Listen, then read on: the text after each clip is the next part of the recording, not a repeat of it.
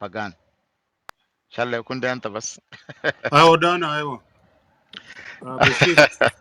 يس ايوه. Yes, this is Pagan. مرحب مرحبا يا كومريد. أهلا وسهلا. مرحب. يس شكرا. معلش أنا كنت مشغول ببعض الاجتماعات مع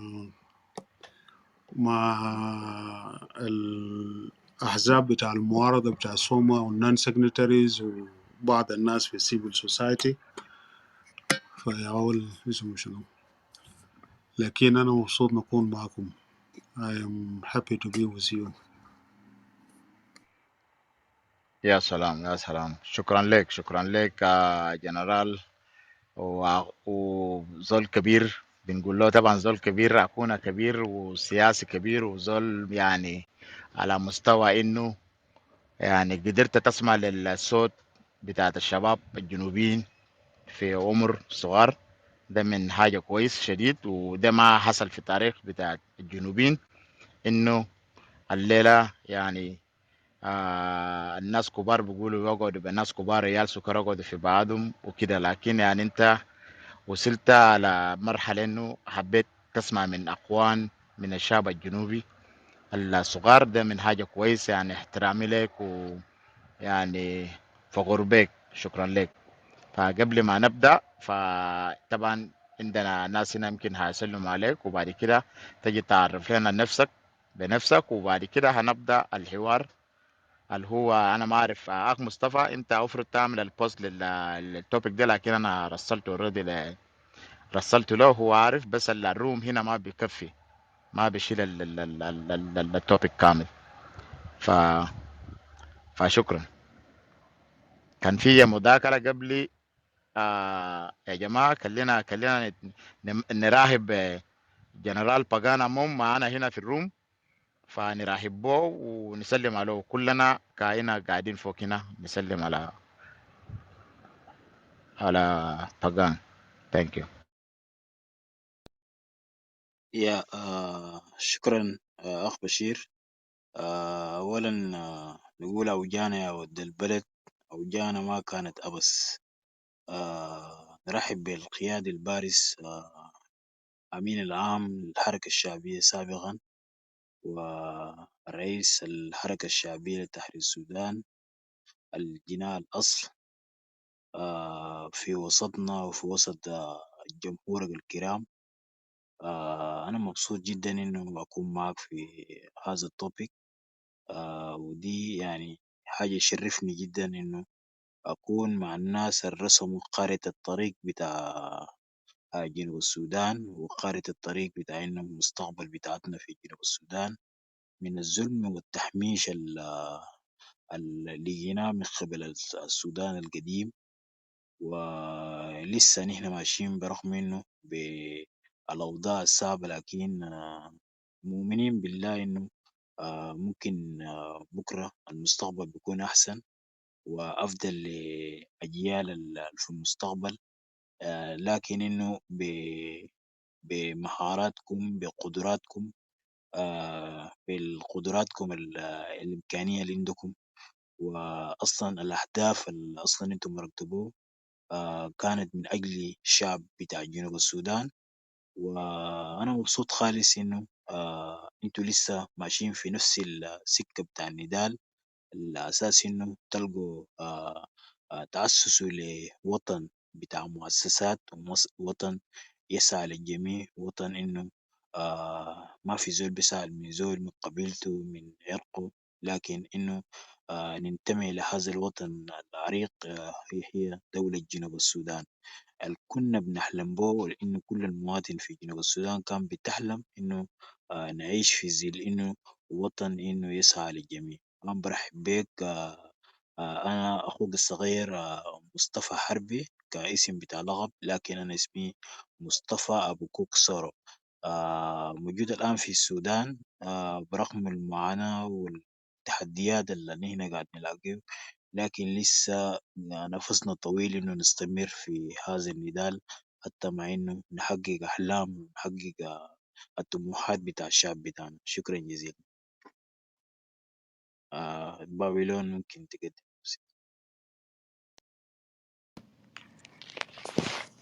ها تحية حار لأمين العام السابق باقان اموم. نحن بنشكرك بجد، بنشكرك في هذا المسا إنك تكون معانا في الروم ده. وإحنا هنسألك بعض من الأسئلة. آه ونحن كلنا كالشعب الجنوبي إحنا عايزينه نستفيد من كل أسئلة اللي إحنا هنسألوك. ويمكن في بعض من الناس هنجيبون فوق هنا، وبرضو أنا بناشدكم أي زول اللي بيجي فوق خلينا نحترم أمين العام ونتكلم بكل احترام. وشكرا لك كتير عنك للتقدير بتاعك بالنسبة لنا كإحنا أبناء جنوب السودان. Thank you very much for coming in. I don't have much. Maybe we will talk later. Lam, you go ahead.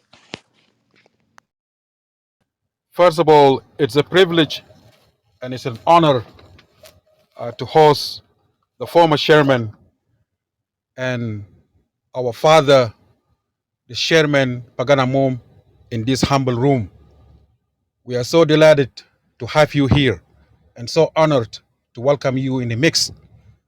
And we thank you, Mr. Chairman, for accepting the invitation to humble yourself and to be with your children, to be with your fellow brothers and sisters.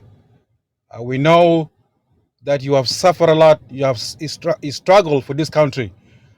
You sacrificed your life to serve these nations, and we all witness with that. And thank you so much for coming in to dialogue with us and to give us a word of wisdom. And this is the spirit of a humbleness. Any humble leader, people will follow them.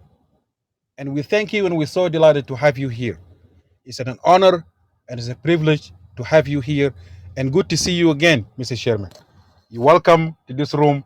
Welcome to this humble room. And thank you for your invitation. Thank you for coming up. And thank you for your humbleness. It means a lot to have you here, Mr. Chairman. Thank you so much. Okay. Now it's your time. زعيم الكبير فكان اموم ويلكم اجين.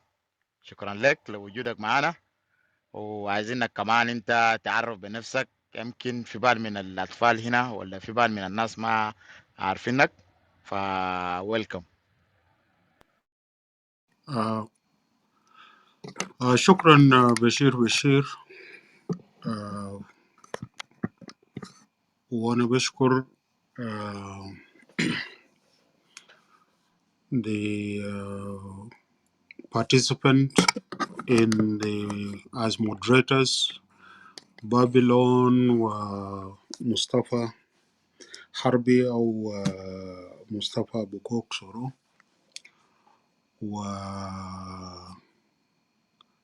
والأخ لام. أنا بشكركم على الكلمات الطيبة اللي قلتوه لي وعني، وأنا سعيد إنه نكون في حوار معكم. ومبارح كان الأخ بشير قال لي يا أخي عندنا روم دايرين نعمله ودايرين ندعوك عشان تشارك معنا وتحاور معنا، وعندنا بعض الأسئلة دايرين نسألوك، ممكن تجينا؟ أنا قلت له طوالي بكرة ممكن نعمله في المواعيد ده، وأنا مستعد نجي. وفعلا وكده انتهت من الجماعات بتاعي. أنا جيت للغرفة، في احتمال يضربوا لي بعض التلفونات وممكن يعمل لنا interruption. ممكن نجاوب عليه لأنه أنا شغال في مهمة كده مع عمنا ديفيد بسيوني، فإذا هو يتصل بي أنا حاضطر أشيل التلفون بتاعه عشان نكمل الشغل اللي دونا له، عشان باقي أخواننا بكونوا منتظرينه. فده معلومة أنا داير نقوله لكم يا بشير والأخت والأخوان في المنصة. وكده نجي نسأل وكده نجي نتكلم عن الحوار ده. احتمال يحصل interruptions، لكن أنا حكون موجود معكم. بالنسبة لتعريف نفسي لكم، طبعا أنا اسمي باقان اموم وكيج. أنا من أنا اتولدت في قرية صغيرة، ولو كان نقطة بتاعت بوليس صغير اسمه واد، في منطقة بتاعت لونوير، في وسط بتاع أكوبو ديستريكت، في الآن في داخل جنوب ستيت. أنا من ملكال وتربيت في مدينة ملكال.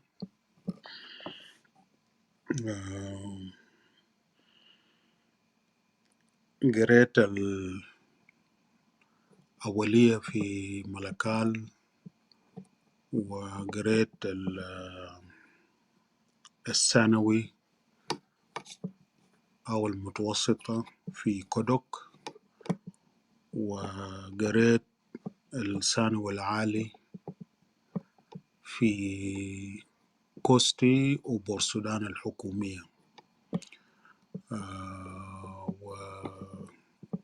وقبلوني في جامعة خرطوم، على ما أعتقد وقت ده كان الجامعة الوحيدة، وكان في جامعة جوبا في بداياته. وقبلوني في كلية قانون، قريت لحد سنة تالتة، بداية بتاع سنة تالتة، واتمردت على الحكومة السودانية في مشوار بتاع التحرير في سنة 82 قبل الحركة الشعبية. كنا مجموعة من الطلاب من مختلف جنوب السودان، طلاب في جامعات والثانويات العليا والشباب من الخريجين. قررنا نأسس تنظيم اسمه جبهة التحرير، وبدأنا الكفاح المسلح قبل SPLM، وبكون سميته عن عمليات بوما، تحرير بتاع منطقة البوما الأولى. يمكن ده أول منطقة تم استلامه من مجموعة ضد الحكومة السودانية في سنة 83.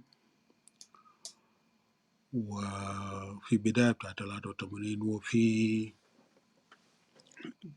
منتصف 83 طبعا حصل في مايو الحوادث بتاع بور وفشلا وبيبور، وطلع كتيبة 104 و105 مع مجموعة كبيرة من عساكر من الجيش السوداني وضباط من الجيش السوداني وكتار من الشباب، حتى من عضويتنا من جبهة التحرير والنام وتنظيمات أخرى.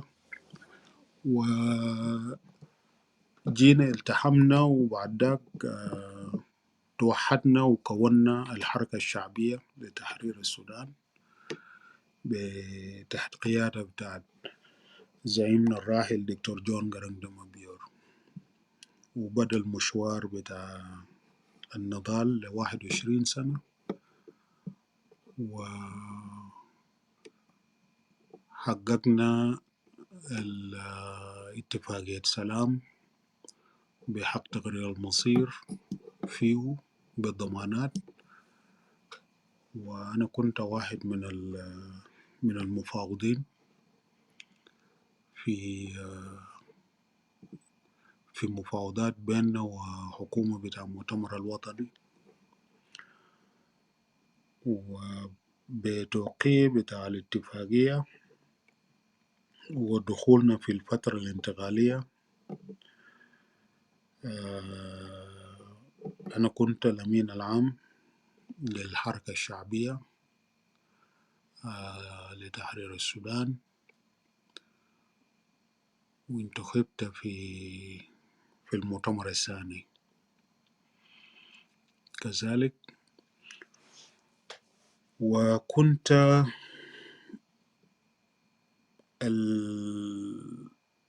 المهام الأكثر كنت فيه هو مهام بتاع تنظيم الحركة الشعبية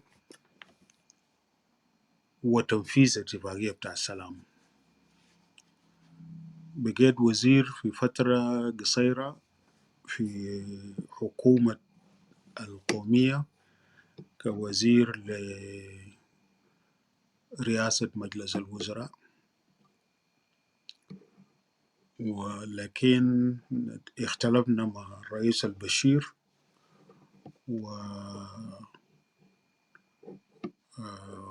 وطلعت من الحكومة ورجعت أركز في الأمانة العامة بتاع الحزب وفي تنفيذ اتفاقية السلام،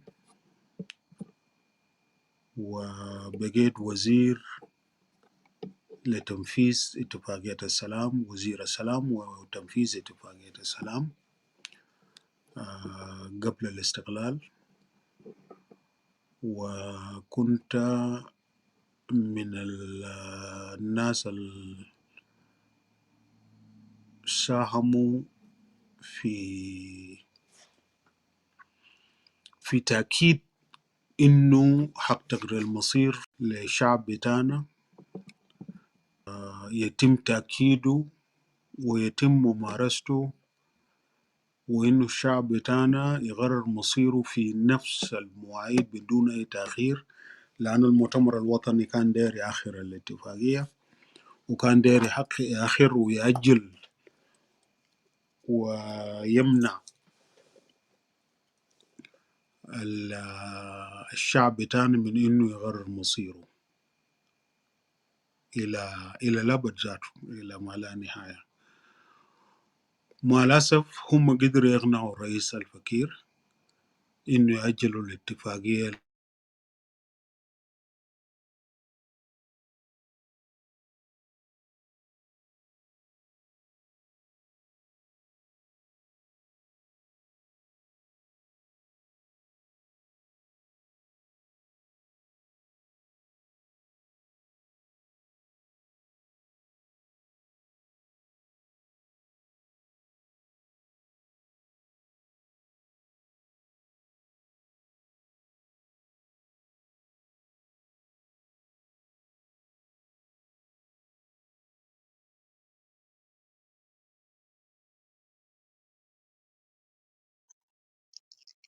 آه، سامعين يا جماعة ولا الخط قطع؟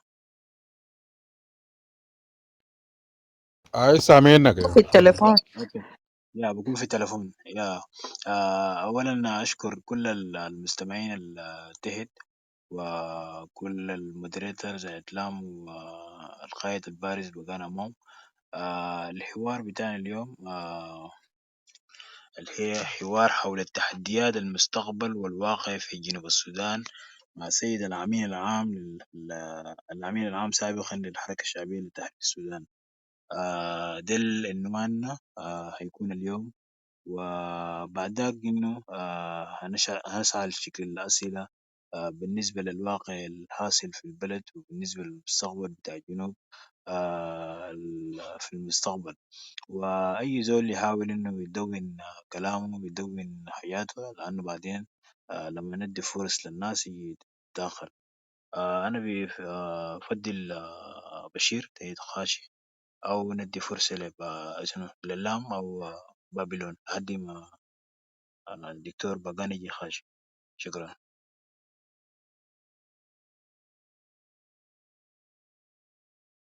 والله الكلام عاوز اقوله ده is a good peaceful room.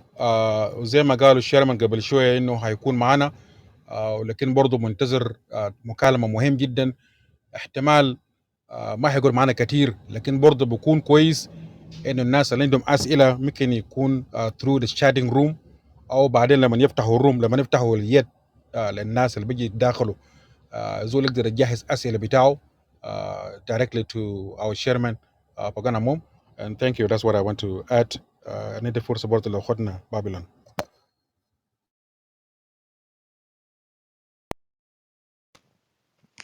لا أنا ما عندي حاجة for right now. Thank you, brother uh, Lam. I think he finished his phone. I don't know if he's still busy. Okay, welcome back. Thank you. Uh, so we made sure that the agreement is not, or the right of self-determination is not delayed to 2017 as Bashir and President Bashir and Ali Osman forced President Salva Kiir to agree to.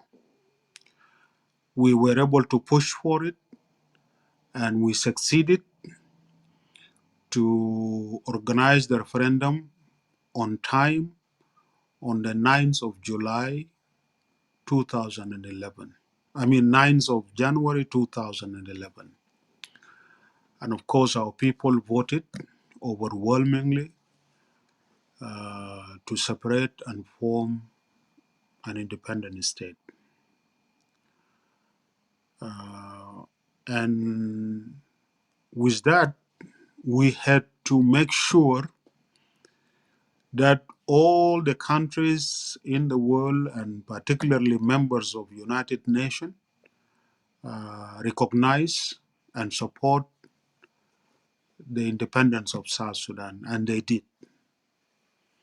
There were some countries which were supporting Sudan. We had to talk to them, and we succeeded to bring in all the 5 permanent members of United Nations Security Council, and all the African countries, and all the European countries, and the Asian countries, and Latin American countries to join to recognize South Sudan. And South Sudan then raised its flag on the 8th of July among the flags of all nations in United Nations. And of course on the 9th we declare our independence, and in a big jubilation in that memorable day, which was very hot. Even the sun was celebrating with us. It came near to the earth at that time. That is what I can say about myself. Of course, as the Secretary General of the SPLM, after independence, I was the chief negotiator for the country to negotiate with Sudan our new relationship as 2 independent countries.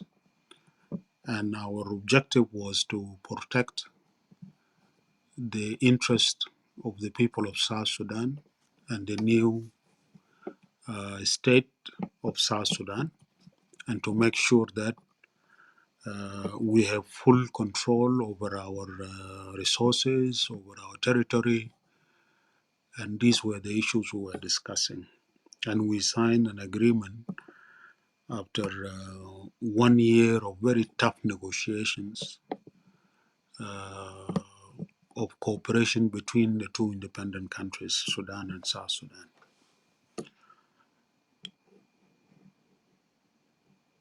After independence, of course, we entered into a lot of discussions in the leadership of SPLM,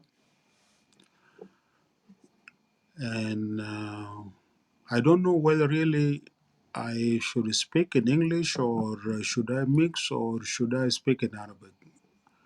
يا بشير ده تو language أو بكون أحسن. والله يا كومرد اي لانجوج ده ماشي معانا. يا يعني أوكي بالعربي كويس جيت احسن. لنا في الشارع، جيت لنا في نمشي الشارع. بعربي. يس. يا عشان الناس يقدروا امشي أوكي يسمع. بالعربي، اخد زمنك، عربي أوكي انجليزي خلاص كويس. البريد ف الكويس معك. تمام. You can mix also because some I of the can people they mix. don't speak Arabic. Yeah. Oh, okay. Thank you. All right. So with the فمع بعد الاستقلال نحن دخلنا في نقاشات كتير في داخل القيادة بتاع الحركة الشعبية في قضايا بتاعت إنه بعد الاستقلال هل نحن منفذين البرنامج بتاع الحركة الشعبية لبناء الدولة اللي بيسع الجميع، الدولة اللي بيجد فيه كل مواطن حقه من دون أي تمييز، زي ما قبل أخونا مصطفى أبو كوك كان بقوله. وده دخلنا في نقاشات حادة مع الرئيس، والغالبية العظمى من عضوية بتاع الحركة الشعبية the majority of the members of the SPLM were of the view that the leadership has lost the vision and the direction and were doing things against the very ideas we struggled for. And when we tried to meet as the leadership of SPLM to bring these corrections of the mistakes and to transform the SPLM into a mass-based political party and with internal democracy, these issues became issues that caused divisions in the leadership between two camps. One camp with the majority of the members of the leadership in the SPLM were saying that we need to democratize, we need to return to the vision, we need to fight corruption, we need to implement programs that will lead to providing services to the people and building a country that will bring justice and prosperity to all. In the other camp was our president and chairman of the SPLM,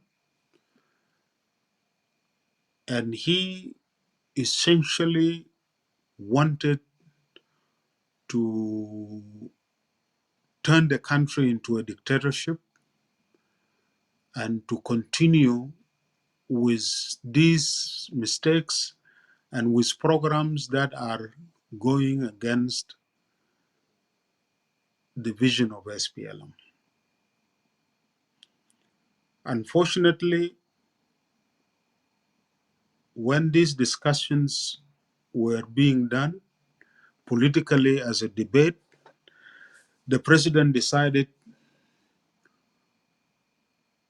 to introduce violence in an attempt to silence the voices which were calling for change and for democratization of the SPLM and the country.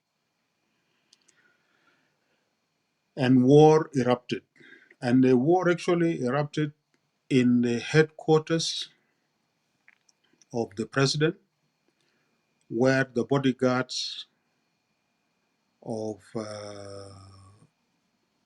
the president from the Nuer tribe being accused that they may be supporting Riek Machar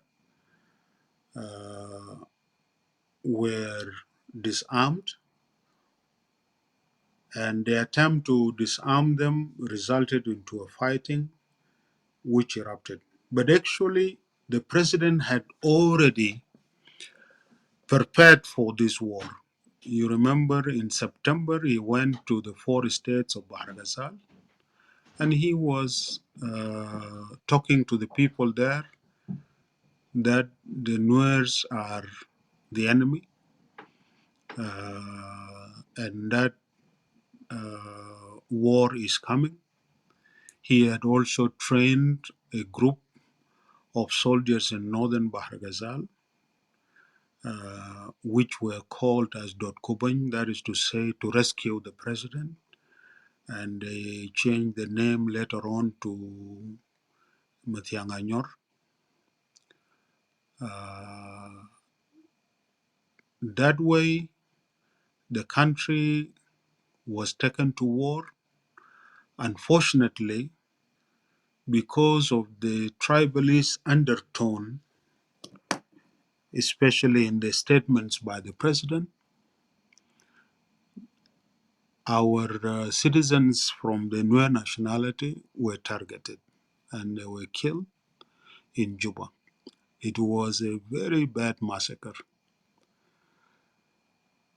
We ended up being rounded up from our homes and detained, and Dr. Riek Machar was forced to run out for his life from his house, and he left the country. He left the capital together with those of Taban Dengai and Alfred Lado Gore and others. And that is how SPLM-IO was formed outside. Meanwhile, my colleagues, members of the political bureau and other ministers who were ministers in the government or command of the army were detained and accused of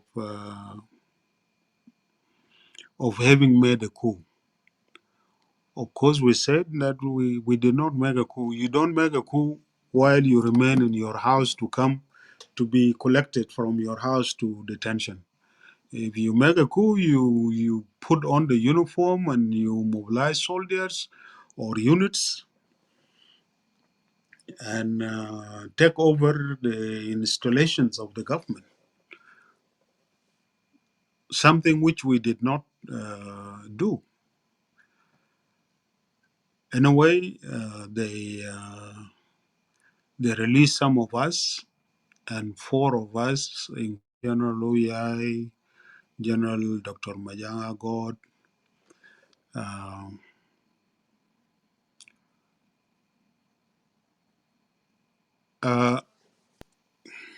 ممكن it is تميكس مع showing me. عربي بعد كده لأنه في ناس عملوا كومبلين. شكرا. Okay. فبعد ده نحن الأربعة مع Ambassador Ezekiel, we were arranged in court عشان ما الحكومة قالت إنه نحن ارتكبنا خيانة عظمى وشاركنا في تدبير لانقلاب ودون المحكمة. وفي المحكمة الحكومة قدم القضية بتاعته ونحن عملنا دفاع عن أنفسنا، وفي النهاية الحكومة فشل يثبت إنه نحن شاركنا في أي انقلاب، والناس الحكومة ذاته جابوا عشان يشهدوا إنه نحن كنا قمنا بانقلاب محاولة انقلابية. هم جو قالوا إنه ما في انقلاب. الرئيس ذاته بتاع الاستخبارات العسكرية جنرال ماج بول جابوه وجا قال إنه ما في انقلاب، إنه الحصل ده الشكل في قيادة بتاع الرئيس سلفا كير، لأنه كان في محاولة بتاعت تجريد سلاح، وهو اتكلم مع القائد بتاع التايجر ديفيجن في نفس الموضوع في نفس الليلة، اللي هو الليلة بتاع يوم 15 ديسمبر. فالحكومة فشلت عشان تثبت إنه نحن قمنا بأي انقلاب، والمحكمة أطلق سراحنا. وبفشل بتاع الحكومة في القصة بتاعت الانقلاب بتاعهم ده، تأكد إنه الحرب ده ذاته قام به هو الرئيس الفكير بتدبير منه. ونحن طلعنا من هناك وقلنا إنه طلعونا من السجن وأطلقوا سراحنا، وقلنا إنه نحن هنشتغلوا عشان نوقف الحرب. ده كان موقفنا من وقت ده، لأنه الحرب ده بقت مدمرة للشعب بتاعنا، وفي جرائم حرب بقى تم ارتكابه. فده الحرب ده ما ممكن نسمح له عشان يستمر، وطالبنا بوقف الحرب وانضمينا لعملية بتاعت السلام لحد ما وقعنا على اتفاقية في 2015. الرئيس الفكير جاء قال إنه اتفاقية ده ما كويس وده اتفاقية بطال وهو ما هيوقع. في النهاية هو وقعه، لكن هو جاء دمر الاتفاقية ده ودخل البلد تاني للحرب في 2016. وتاني مشينا في مفاوضات. في 2018 تم توقيع على اتفاقية المنشطة، ونحن مجموعة من قوى سياسية رفضنا توقيع على الاتفاقية ده، وقلنا إنه الاتفاقية ده واضح إنه ما هينفذه وما عالج الجذور الأزمة، والشكل بتاع الحكومة ذاته المقترح للفترة الانتقالية ما حيقدر ينجح في تنفيذ الاتفاقية، لأنه ما في ثقة بينهم وفي منافسة خطيرة بينهم، وفي عراقيل قاعدين هيعملوا لبعض. وده فعلا ده الشيء اللي تم. وحسا نحن في جايين للنهاية بتاع الفترة الانتقالية على حسب اتفاقية المنشطة، هينتهي في يوم 22 شهر 2 2023 بعد التمديد التم له.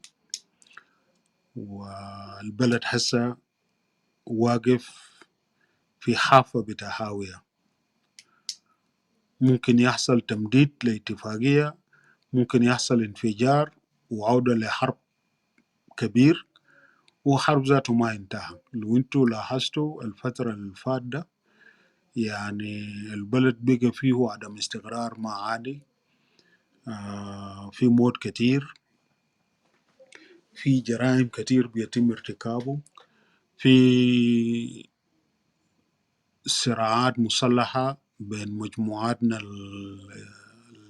القبلية المختلفة وفي مناطق والأقاليم بتاعنا المختلفة، في على النيل، في الاستوائية، وفي بحر غزال. ده اللحظة اللي احنا قاعدين نتكلم فيه الآن عن المستقبل. أنا كشخص قضيت عمري كله من فترة بتاع الشباب بتاعي، وكنت شاب صغير في مدارس الثانوية في بحث عن حل مشكلة بتاع اضطهاد في جنوب السودان، ونضال من الفترة داك لحد هسا اللي قاعدين نتكلم فيه ده. نحن في نضال مستمر لتحقيق الحلم اللي بنحلم به، إنه يكون عندنا دولة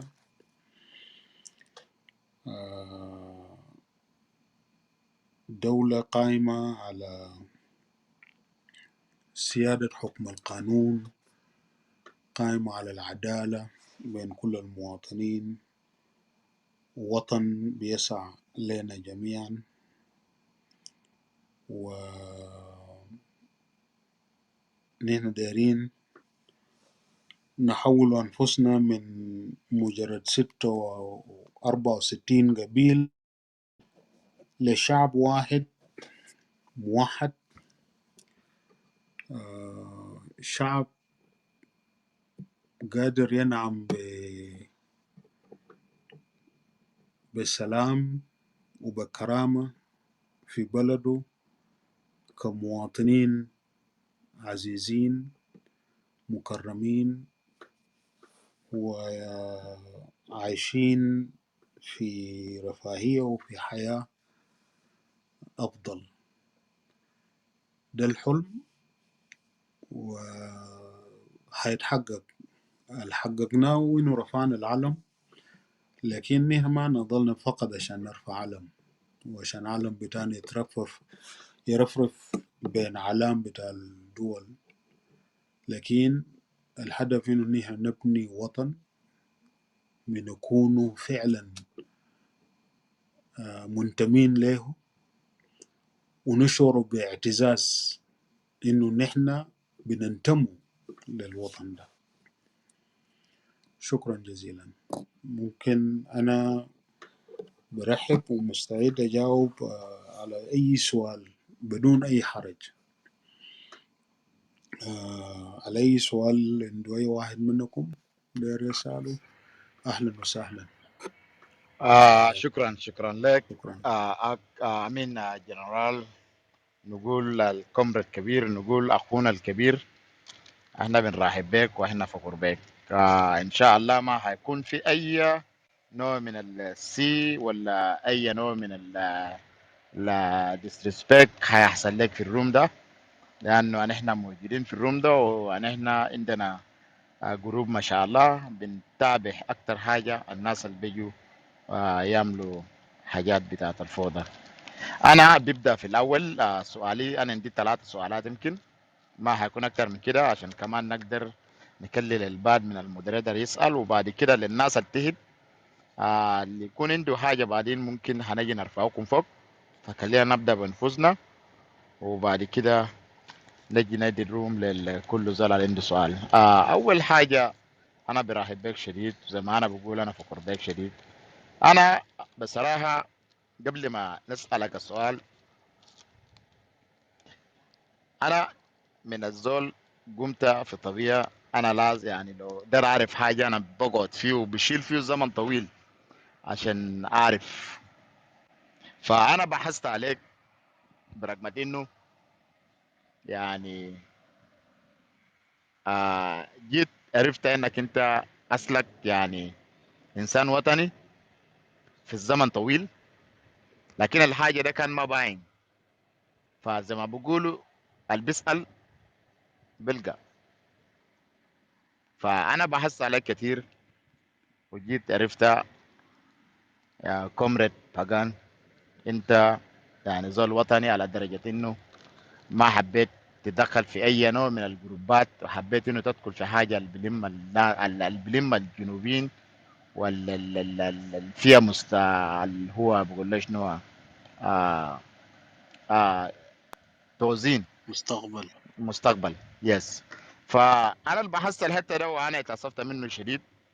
ليه؟ لانه يعني الناس بيحبوا يظلموا ناس، والناس بيحبوا يقربوا سمعة ناس من غير اي اسباب. شفت كيف؟ فالمهم انا سؤالي طبعا انا بسال، انا بقول انه يا اخي من ما بلدنا طلع جنوب السودان وحصلت المشاكل وخلافات والناس بقتلوا في بعض وكده، بس السؤال بتاعي انا بسال انه مثلا السياسيين الحسي والريبل الحسي السبب ده شنو؟ مثلا بخليهم هم ما يتفقوا مع بعض. يعني السياسيين بتاع زمان انا بتخيل لها اوقاتكم يعني في نقطة بتاعت احترام، في نقطة بتاعت تدخل مع بعض وكده، لكن الحاجات دي بقت ما في. في الناحية بتاعت السياسيين والناحية بتاعت اللي هم الريبول ديل. يعني تلقى الآيو ما بيتفق، وتلقى كله يعني كلهم عايشين كجروب، حتى السياسيين عايشين نفس الشيء. فدي أول سؤال. ثاني سؤال إنه آه آه في الحاجات قاعد تحصل كتير، يعني في قتل قاعد تحصل كتير في اتجاه بتاع ديكوتوريا، والحس بقى قاعد تحولت لاتجاه بتاعت العبيه. فانت بتخيل انه مثلا الحاجه ده الهروبات ده حكومه، ولا ده بس ناس شايلين سلاح وبمشي بقتلوا ناس وبعملوا حاجات الكعب ده في الناس؟ فانا بتخيل لي انا هيجي هنا عشان برضه ندي لباقي ناس زمن عشان اقدر اسال. فانا بجيف لسؤالين بس: هل هو السياسيين ولا الرب ولا الحسي ما بيتفقوا مع بعض وما بيتخاطفوا مع بعض؟ وهو المشكلة المشاكل اللي بتحصل في إيكواتوريا، وفي نفس الوقت نفس الشيء اللي حاصل في إيكواتوريا حاصل في اتجاه بتاعت أبيه. فأنا ما أعرف، ده بس سؤالين أنا هسألك، وإن شاء الله أنا بالدرج عشان درج دي فرصة لباقي ناس برضه. شكرا.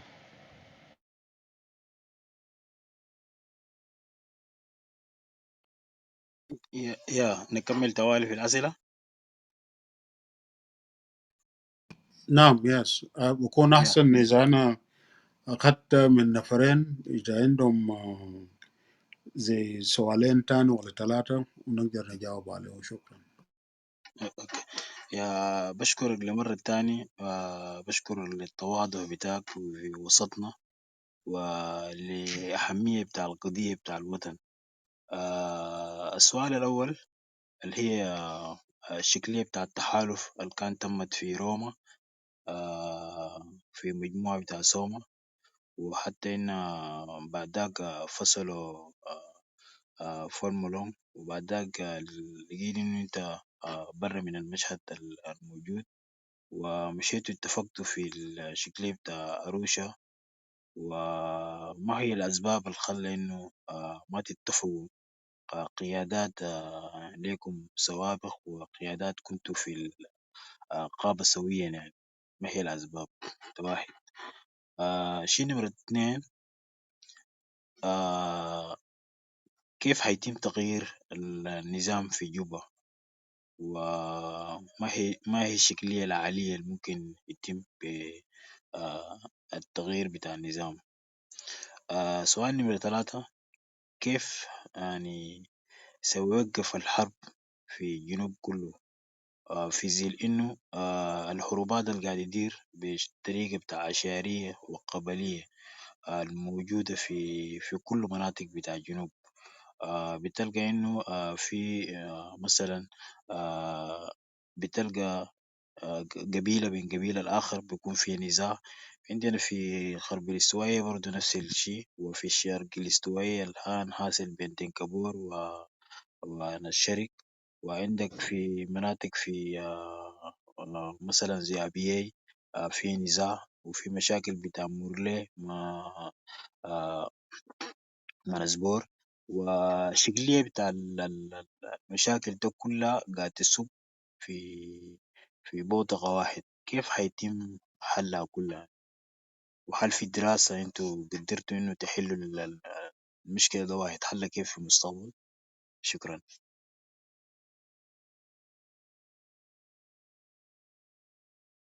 بابلون ممكن.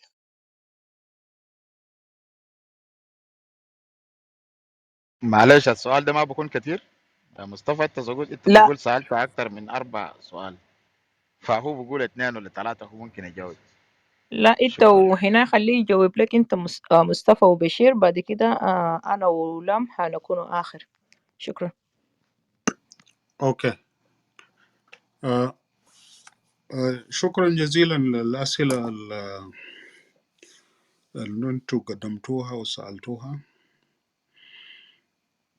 وفي تشابه في بعض الأسئلة، لكن أنا هرد عليها. أولا في أسئلة بتاعت الأخ بشير إنه ليه المعارضة ما بتتفق المعارضة سواء كان الأحزاب السياسية والحركات المسلحة ليه ما بتتفق. وطبعا المشكلة بتاعت عدم الاستقرار وكده يجي البلد، الاختلاف بيكون كتير، بعدين الحرب وكده يستمر، ومع ازدياد الخلافات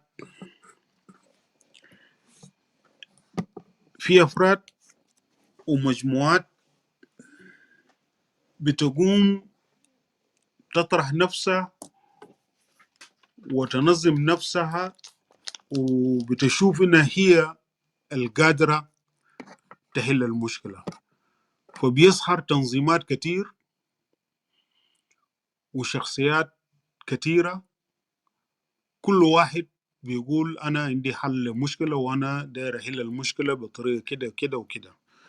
عشان كده بيظهر تنظيمات كتير ما بطال. لكن المهم الأكبر في إنه التنظيمات ده والأشخاص ده إنه يحاولوا يقربوا بين وجهات نظر بتاعتهم وبين أفكارهم المختلفة عشان ما يتوحدوا ويوحدوا جهودهم عشان يحققوا حل شامل ويحققوا يعني حل مستدام للمشاكل اللي بيواجهنا في البلد. فبكون في ضرورة لحوار، وبالضبط ده الشيء اللي حصل، إنه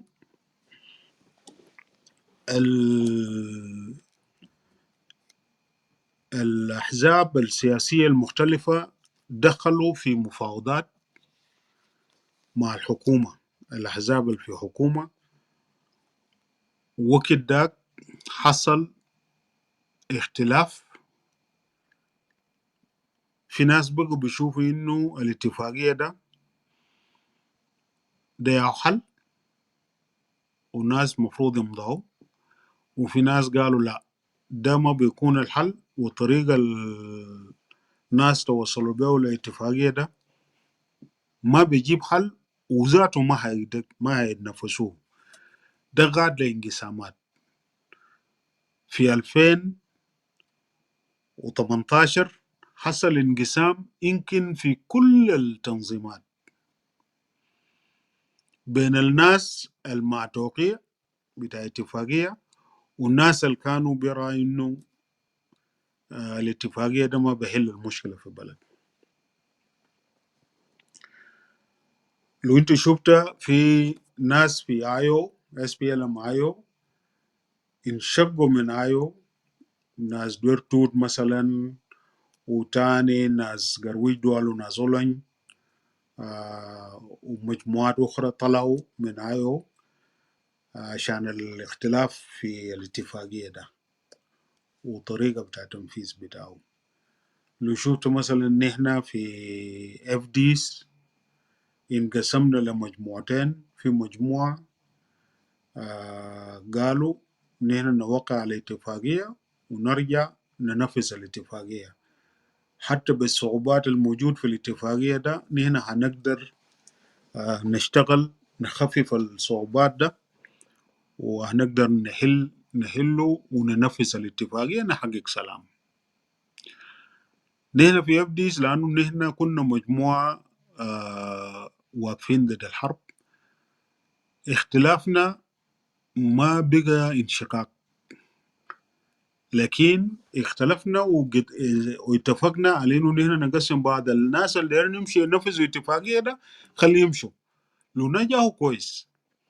الناس المقتنعين انه الاتفاقيه ده ما بيجيب سلام للبلد خليه يكونوا برا، ونحن مواصلين قاعدين نتحاور مع بعض ما متخاصمين رغم انه نحن اختلفنا في الكلام ده. ده ياو جاب ريال SPLM وجاب FDs في جوبا. الآن. بتلقى في التنظيمات التانية زي ناس مثلا، في ناس دخلوا وباقي ناس كانوا برا، ناس National Democratic Movement، في ناس دخلوا وفي ناس بقى برا. والتنظيمات اللي بقى برا اللي هو مثلا في ناس زي South Sudan National Democratic أو National Movement for Change. في ناس دخلوا جوا، في ناس فضلوا برا. في النهاية الحصل إنه نحن في ما وقعنا على الاتفاقية لقينا أنفسنا كتنظيمات وبدأنا نناقش مع بعض إنه حقه نحن نتوحدوا ونخلق لنا تحالف بتاع كل التنظيمات ما وقعت، ونواصل النضال وحتى نواصل المفاوضات. وفعلا نحن كونا تحالف أحزاب المعارضة اللي هو سوما South Sudan Opposition Movement Alliance. لكن في نفس المشوار جاء حصل كمان إنه نحن اختلفنا في إنه هل نحافظ على وحدة بتاعنا كلنا سوا بدون ما نطرد بعض ولا كده. فجاء حصل اختلاف وبقى سوما انقسم لاثنين. في سوما بيضم ناس و National Democratic Movement Patriotic Front و South Sudan Movement for Change National Movement for Change و Udra Revolutionary Democratic Alliance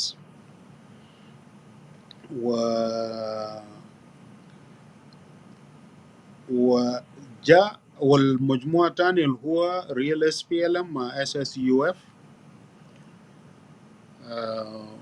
ونحن الآن قاعدين نناقشوا إنه يا أخوانا في ضرورة نوحد بعض وذاته نشتغلوا مع التنظيمات التانية عشان ننقذ البلد. في الوقت أنا بتكلم معك ده يعني أنا طلعت من اجتماع قبل شوية، والاجتماع ده جمع كل الأحزاب والتنظيمات بتاع South Sudan Opposition Movement Alliance.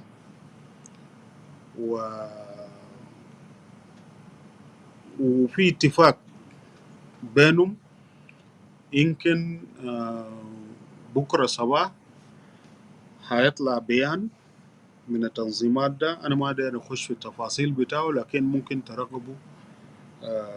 ترغبوا البيان اللي هيصدر من التنظيمات ده. وده الجهود دائما الناس مفروض يعملوا. كلامك يا الأخ بشير وكلامك الأخ مصطفى في محله، إنه في انقسامات وفي ظهور لتنظيمات كتير، لكن الجهد إنه نحن نشتغلوا في اتجاه بتاع توحيد جهودنا وتوحيد أنفسنا وبناء لبرامج بتاع حد أدنى بنقدر نساهم فيه لحل أو نساهم بحل مشكلة اللي نحن بنواجهه كبلد.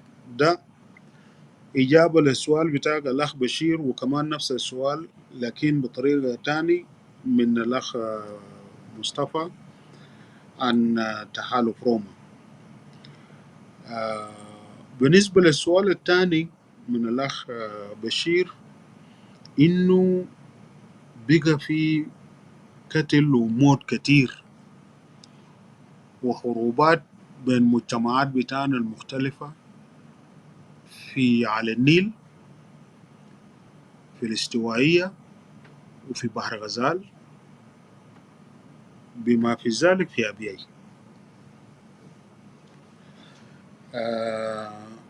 الصراعات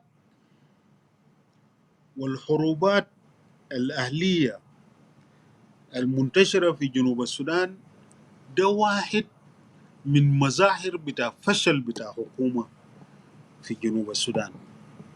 السلاح بقى كتير في يد.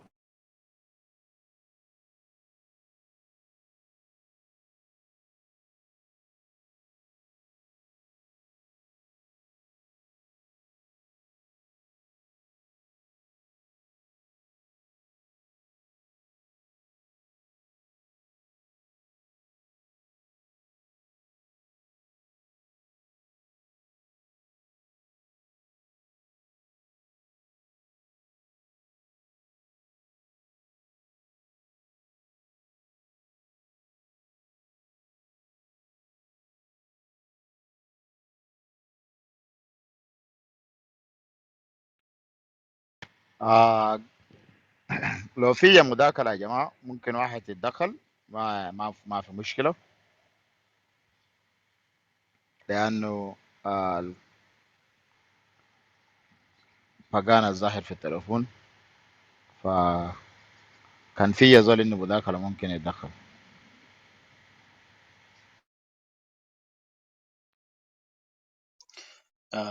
أستاذ لام، ممكن نديك فرصة ده.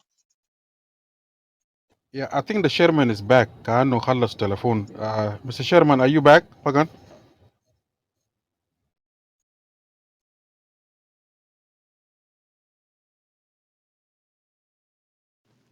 هو لسه في التليفون لأنه red. I think still he on. خلاص طيب، لو بقى إنه ما في هو لسه في التليفون، أنا بتخلي يا مصطفى، أنا بحب نستمع للأوديو بتاعت دكتور عدو تومبدا وعني تومبدا أمين. ممكن تشكله بس لو هو جا، وبعد كده تقفله. شكرا.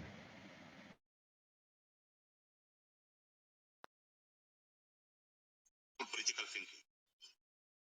And I shall speak, as I mentioned earlier, in defense of why I think that the reasons put forward by many people in the north as well as in southern Sudan in defense of secession of southern Sudan from the rest of Sudan, to me, are very fallacious. That is, very false reasons, not very truthful reasons. First of all, there are so many benefits from our unity as a country. I think in the long term, we shall have efficient and effective use of our national resources. Yeah. welcome. I am back. يا اتفضل، اتفضل، اتفضل. Uh, so so that is the situation. The the fact that guns are all over the country and there is lawlessness in the whole country. People are fighting among themselves. There is no government. It is a very serious failure.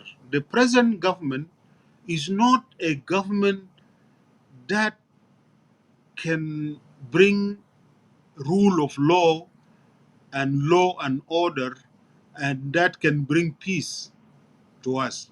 They don't care, especially the president. Imagine when our people are fighting and killing themselves in Jungle State, then the president come out and say, "You people, you go and kill yourself, and the few army and the police that is there, I will use them to protect myself, and you go and kill yourself there. He does not care. This is what he said himself.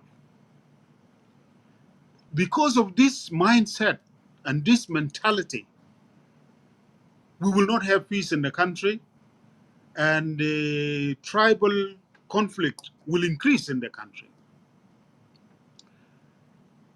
We have no government that can institute rule of law with police. If somebody commit a crime, an individual commits a crime, then the police will be sent to arrest those who have committed the crime. They will be taken to court, and the judges will educate and find out who went wrong, and those who have committed the crime will be held responsible and punished.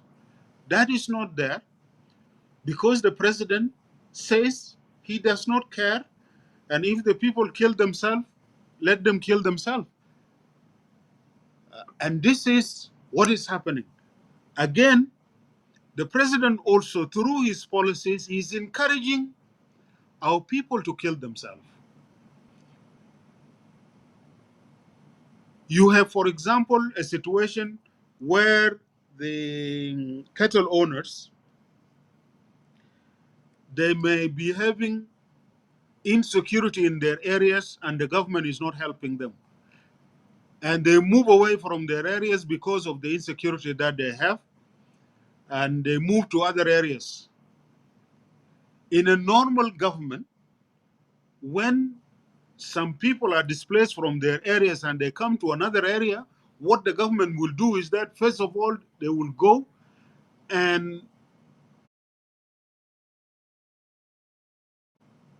stop and inspect the people who have been displaced. Then contact the communities where these people have moved to ask them that, look, you have your brothers and sisters who have been displaced in this area because of insecurity or because of floods. Please give them a place to stay, or to keep their cattle, or to graze, for their cattle to graze, and provided that they respect uh, the host communities. And this is what the government is going to do to help the host communities and the displaced groups. This is what the government does. Now, with President Kiir and his government, he does not appear and he does not care. This is what is causing all these problems. Take, for example, when uh, groups between two communities, like between Twitch and Ngok in Abyei, and Ngok of Abyei and Twitch of Twitch County in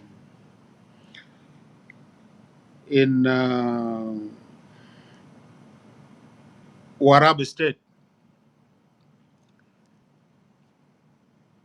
they happen to have a dispute in their border about a land between Twitch and Abyei. Instead of the government coming and say, okay, you are having this dispute about this land, the government will solve this problem, will go back to the borders between these two communities, because they have been living there together as neighbors, and actually the most closest groups to each other. The government will go back to the maps, will go back to the history, and will organize the border demarcation and solve the dispute between the two communities and avoid fighting. No, the government does not go in, does not even care for some of the appeals of the people from Ngog or from Twitch that there is a problem here. The government does not appear. Then what does the government do? the government begins to encourage certain groups to escalate the situation there. And some people start writing, or some people start campaigning, then arming of groups from one group or the other, then fighting happen, people kill themselves, and the government is not there. Even it is a little bit better in the case of Abiy and Tuch, that the government appointed a committee headed by vice president to go there. But are they implementing the recommendation? Is the president taking up this matter to find a solution and to prevent that this problem is not going to recur again? I doubt. You can see it also between the Shuluk and the Dinka Padang. They've come up with a dispute about Malakal and other areas in Upper Nile State between the two communities. The government is not there to solve the problem. In the past, they sent Vice President Riek Machar, and the report that he took back to the president has been shelved, and the president did not do anything about it. The problem escalated, and it is continuing, including leading to rebellion that has happened in Upper Nile. The same thing between our people in Malut County and our people in Maban County. Even President Kiir sent Vice President James Wani to go and investigate what happened in the end. The president has shelved the outcome of the investigation and has not solved that problem up to today.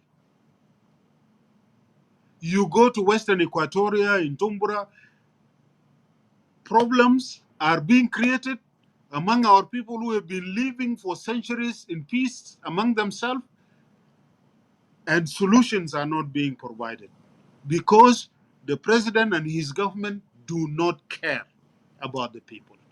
These are realities. You can see now the cattle raiding is happening in Eastern Equatoria. People are being killed. There is insecurity.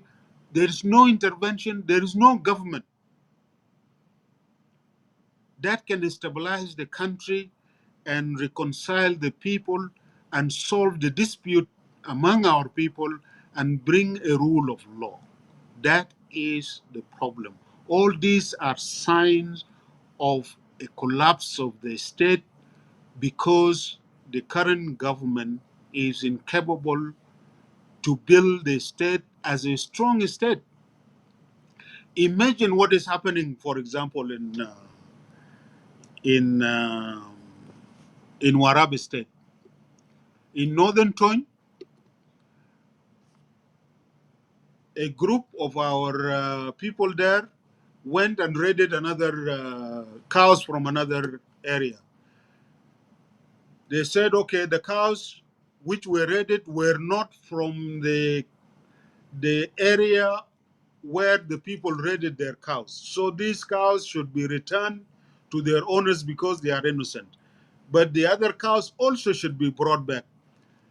Instead of the government solving this problem, the government could not solve the problem, and a dispute erupted, which resulted into more than 100 officers and men of the army, which was actually ill-trained army, uh, were killed and lost their life, and also a number of civilians also lost their lives.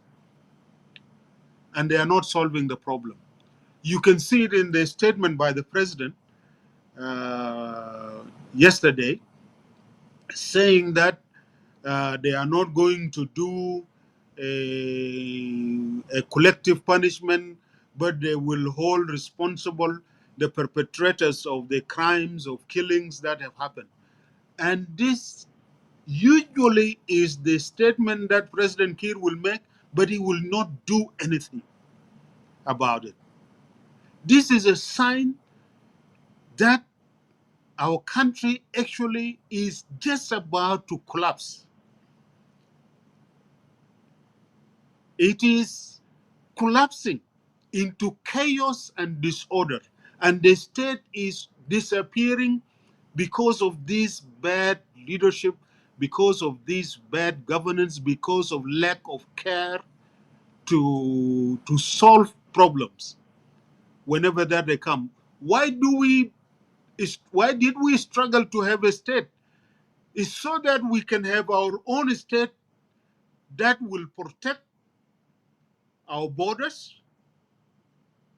from encroachment from anybody outside, but also we want a state to maintain law and order to protect the lives of the citizens and protect their properties. These are the main functions of the state.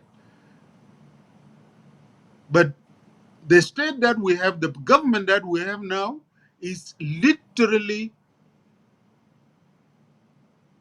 allowing the country to collapse into chaos and disorder and into disappearance of the state. And now the citizens, because there is no government to protect them, they are helping themselves. They are arming themselves, and they protect themselves from being raided by others, or from their property being taken by others, or their lives being lost and taken by others. So they protect themselves. And when you take up guns to protect yourself, and when everybody does this, that is the beginning of chaos. Because some of these guns will be used not only to protect yourself, but to go and endanger the lives of others and raid the cows of others or kill other people, and then community to community fighting, and then individual to individual fighting will erupt. And this is what chaos is.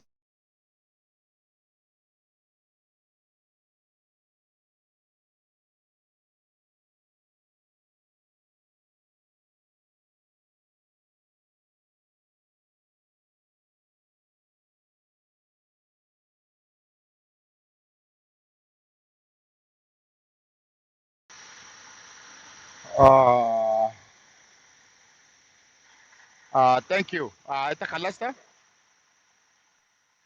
لا بكون في مكالمة. And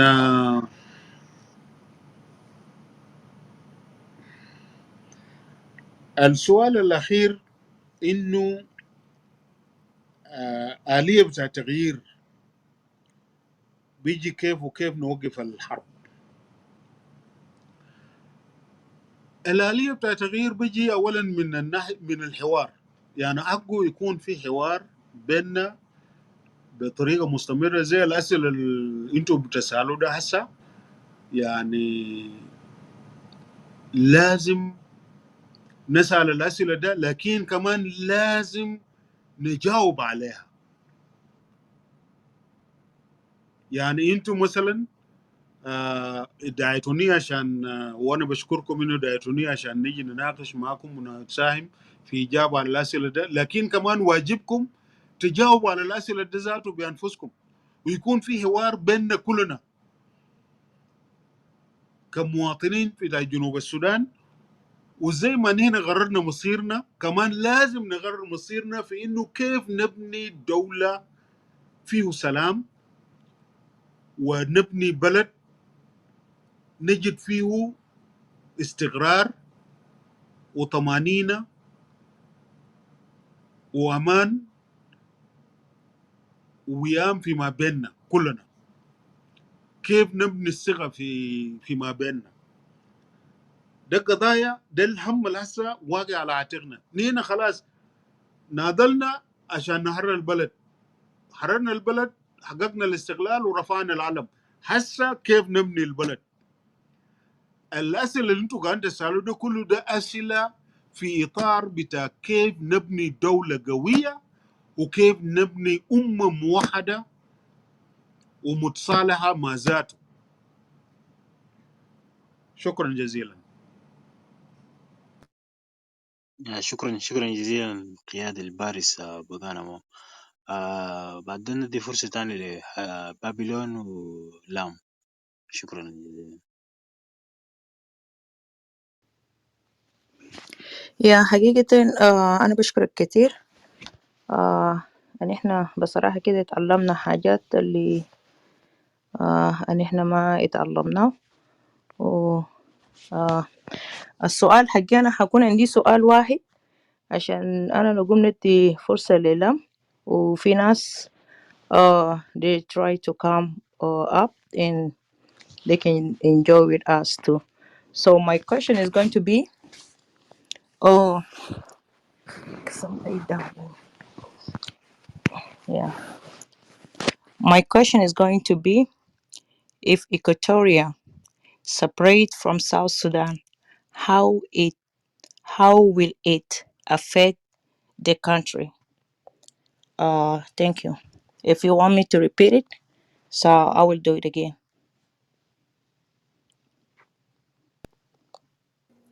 السؤال واضح، ممكن ننتقل للسؤال Okay, الثاني. شكرا. Guy, فرصة لك. Open your mic. Thanks.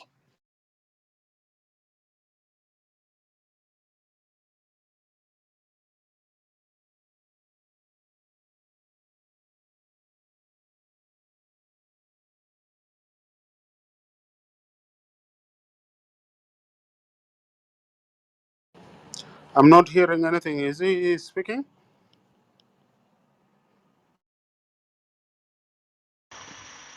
Guy, are Guy, you there? mic بتاعك open, but you didn't speak, so we don't know what's going on.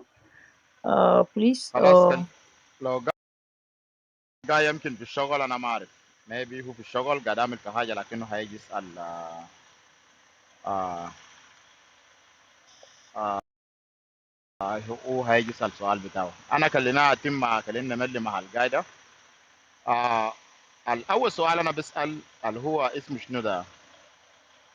آه ليه اللي هو التاريخ بتاع الحركه في جنوب السودان اتغير من 1000 من 1955 اللي هو يوم 15 شهر 8 اتحولت ل 1983.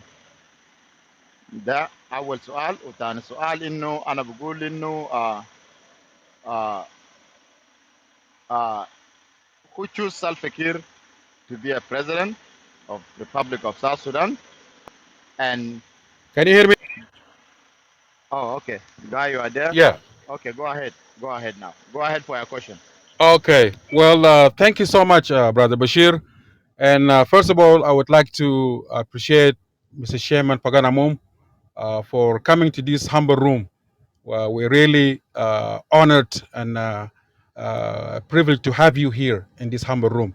Thank you for coming in, and thank you for dialoguing with your people. And that's the spirit that we want from our leaders. It's good to see them coming to our mix so that we can ask and learn a lot from them. We are really honored and privileged to have you here in this humble room. The first question that I want to ask, Mr. Chairman, is you form a party that called Real SPLM, and you are the chairperson of the Real SPLM party. Now, your position as a Secretary General for SPLM is still open. We do have Peter Lambert is the acting secretary with SPLM. يعني البوزيشن لسه open. And before كان نونو كومبا, she was acting برضو as secretary general. Do you think President Salva Kiir still have hope to work with you and to bring you back to take you to resume with your position as a secretary general? ولا لأن لغاية هذا president has not even appointed anybody. يعني لسه عنده hope in you're going to come back for you to resume with your position as a Secretary General? That's the first question. The second question, as we all know, SPLM is the ruling party of Jinoba Sudan. لكن the SPLM, the party has been hijacked by Khartoumers. The party has been hijacked بناس معتبر الوطني اللي فيهم هم ناس توتكاو. And Akolkur Bordo has they control the president. Now you cannot see the president إلا يكون بواسطة بتاع توتكاو. Tutkeo has to give you green light in order for you to see the president. And even Kwalmanyang, when they interviewed him, he mentioned the same thing. He's advisor of the president. Like he cannot see the president. Everything has to go through Tutkeo. With Akolkur case, yeah, and Akolkur now, he can arrest anybody anyhow at any time he wants. And nobody will be accountable. He cannot be accountable for anything. You know, for you, what do you think, in your humble opinion? Do you think SPLM and Amalum hijack now Akolkur or Tutkel are the one that control the president, Salva Kiir? And what are the way forward? As we have seen now, our country is going to chaos. Things are going, the insecurity is getting worse. People are dying on a daily basis, like my brother mentioned earlier, Mustafa and brother Bashir, the same question that they asked earlier. So what do you think? What are the way forward? As we see now, Akolkur, Ututkel, those are the people that control the president. And thank you so much.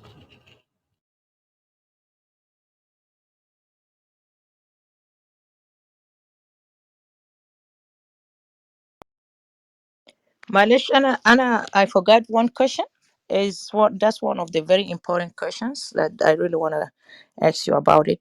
Uh, I want to ask you about the Jeng Elders Council. You know, uh, I really want to أنا نعرف ال طبعا زي for example like what his name ما الضايو الثاني اسمه منو يا ربي آه قبل عليها. لا أنكل ما بونا قبل مالوال. عليه بونو مالوال اوكي بونو مالوال بقول انه دينك South Sudan property of Denka South Sudan is belong to Denka. انا ما اعرف رايك شنو في الكلام ده وده كلام يعني كلام ما يعني الكلام ده تأثر فينا كإحنا أبناء جنوب السودان.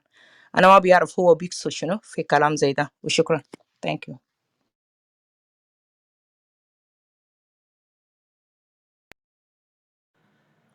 Shall I come in now? Yeah, you can go ahead. Yes, Okay. you can go ahead. Yeah, I will ask you later. Okay. Um,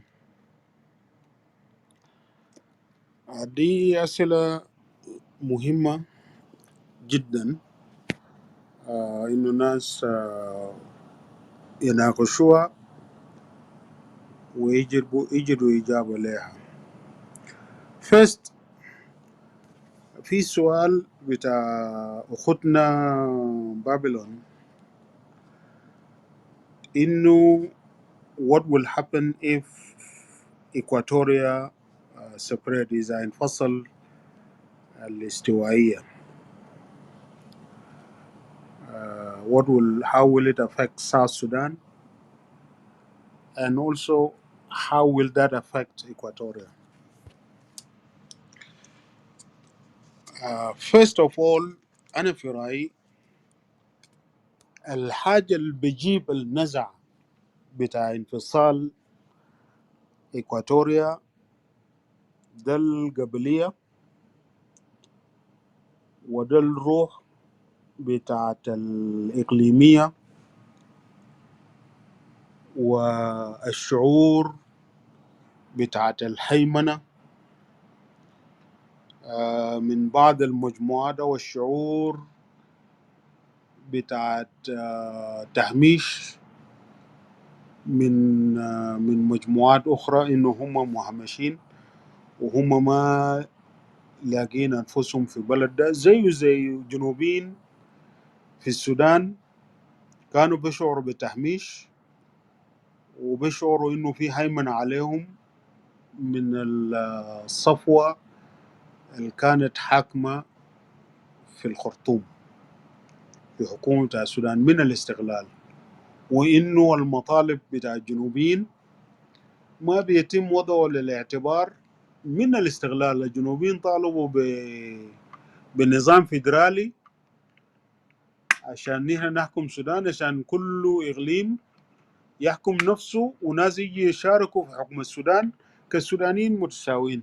ده كان طلب بتاع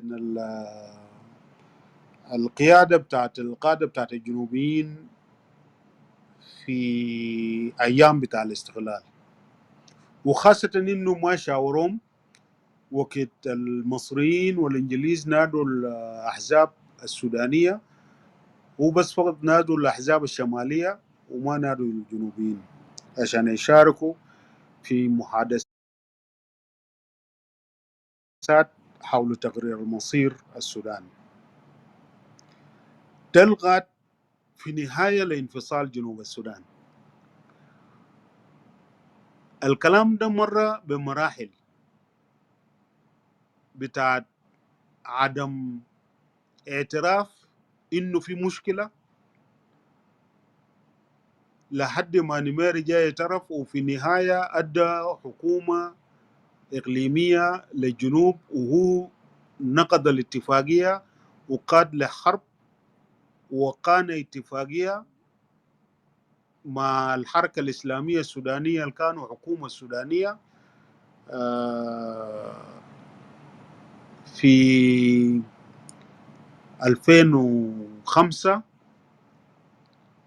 والاتفاقية ده بينص إنه نحن نغير السودان ونخلوا السياسات اللي بيقسم السودانيين واللي بخليهم يشعروا بعدم الانتماء للدولة ما بتضمهم وما بتدي اعتبار لحقوقهم ولا ثقافاتهم ولا شخصيتهم. الحكومة السودانية في وقت ده أصرت إنه دايرين يبنوا دولة إسلامية، أصروا على قوانين بتاع الشريعة وما شاركوا مع الحركة الشعبية والأحزاب الأخرى عشان نغير السودان ونشيل المظالم برا ونخلي الوحدة بتاع السودان خيار جاذب للجنوبين. في النهاية الجنوبين مشوا لاستفتاء والسودان ما كان دولة جاذبة. الجنوبيين بأغلبية صاعقة صوتوا إنه أخير يبنوا لهم دولة بتاعتهم.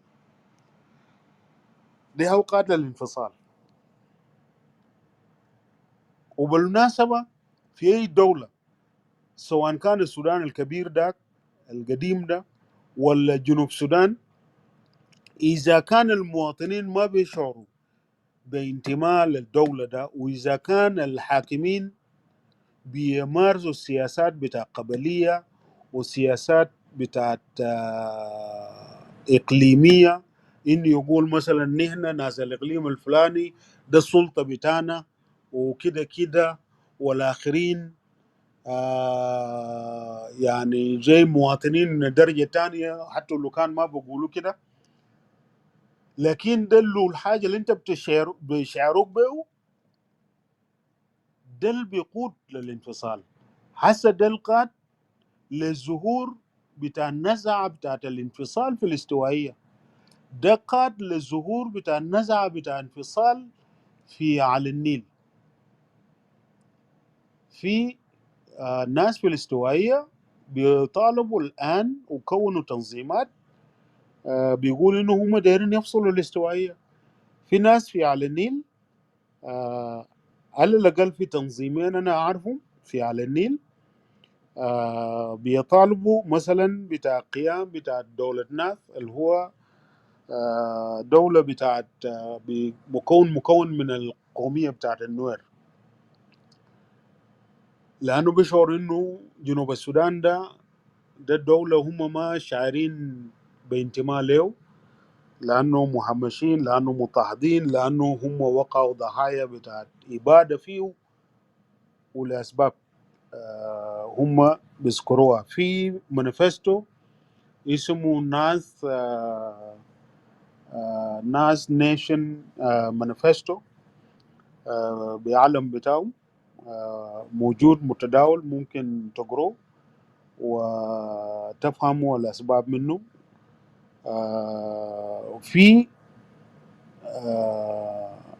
حركة ودعوة قوية جدا في مجتمع بتاعت الشلوك، بيطالبوا بإحياء مملكة شلوك تكون دولة مستقلة زي ما كانت قبل ظهور السودان كدولة، أو قبل تدخل السودان الحديث وظهور السودان التركي المصري والسودان الإنجليزي المصري والسودان المستقل كدولة، وهسه جنوب السودان.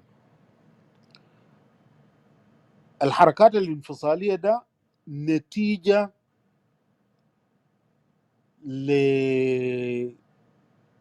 لممارسة سياسات قبلية من قبل الحكومة الحالية، سياسات فيها طائفية إقليمية، وده بيقود لردود الأفعال ده.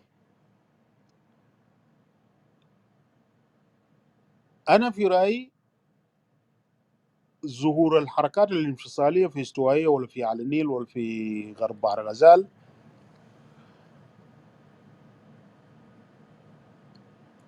بسبب غياب المشروع الوطني الجامع، زي المشروع اللي اتكلم عنه أخونا مصطفى أبو كوك جبيل سورو جبيل،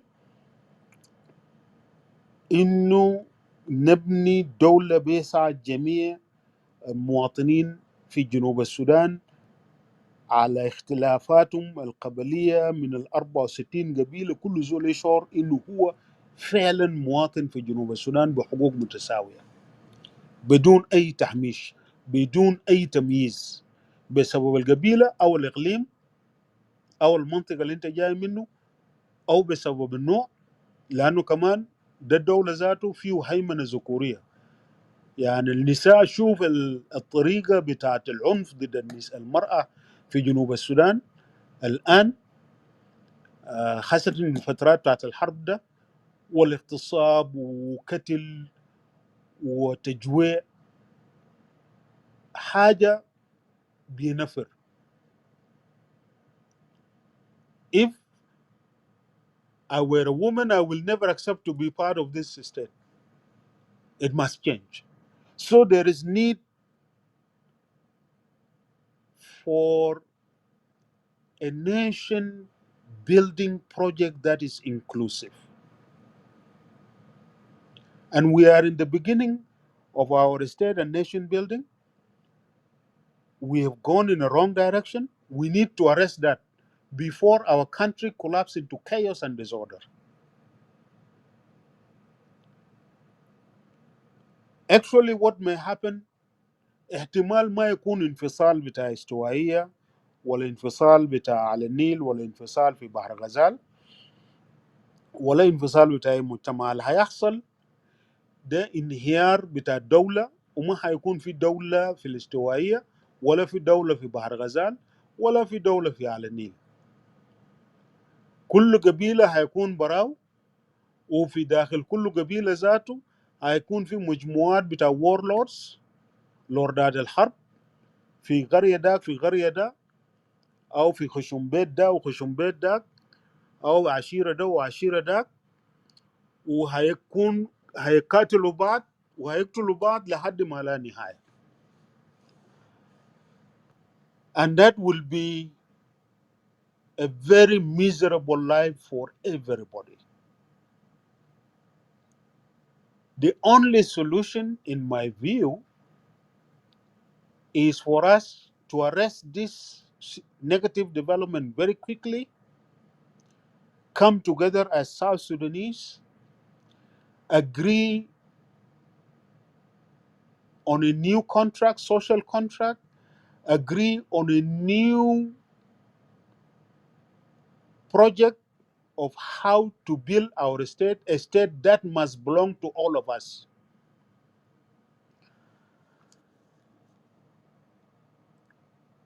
On the question of what do I think about JCE, actually JCE was an organization, a tribal organization encouraged and formed with encouragement by President Kiir to protect his rule and his government. This is an organization, it does not represent the Dinka people, but it is an organization formed to mobilize support from among the Dinka and exploit the Dinka and use the Dinka,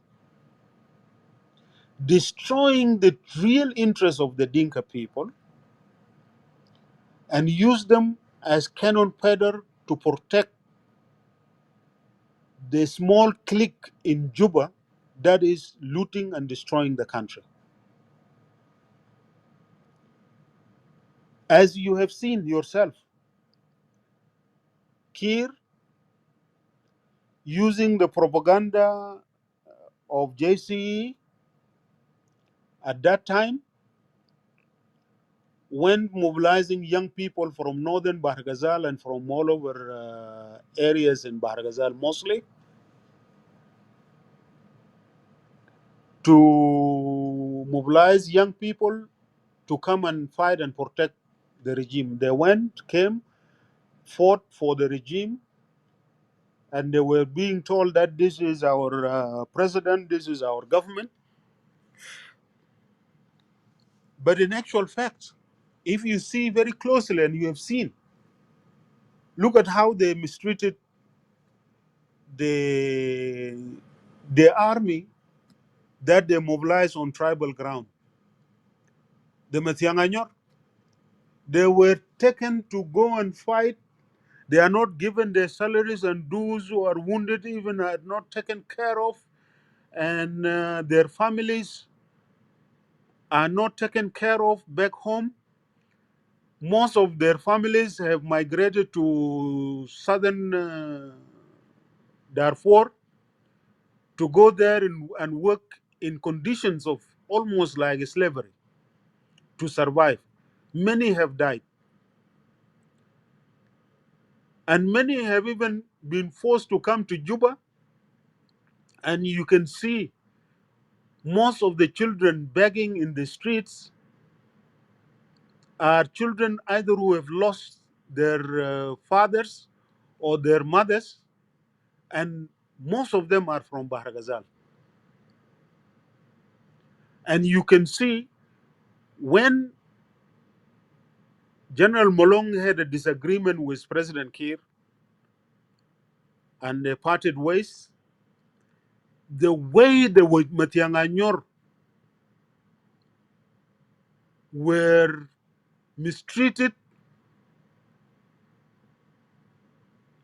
the torturing that they have undergone, and the killing and the burning alive. I have videos and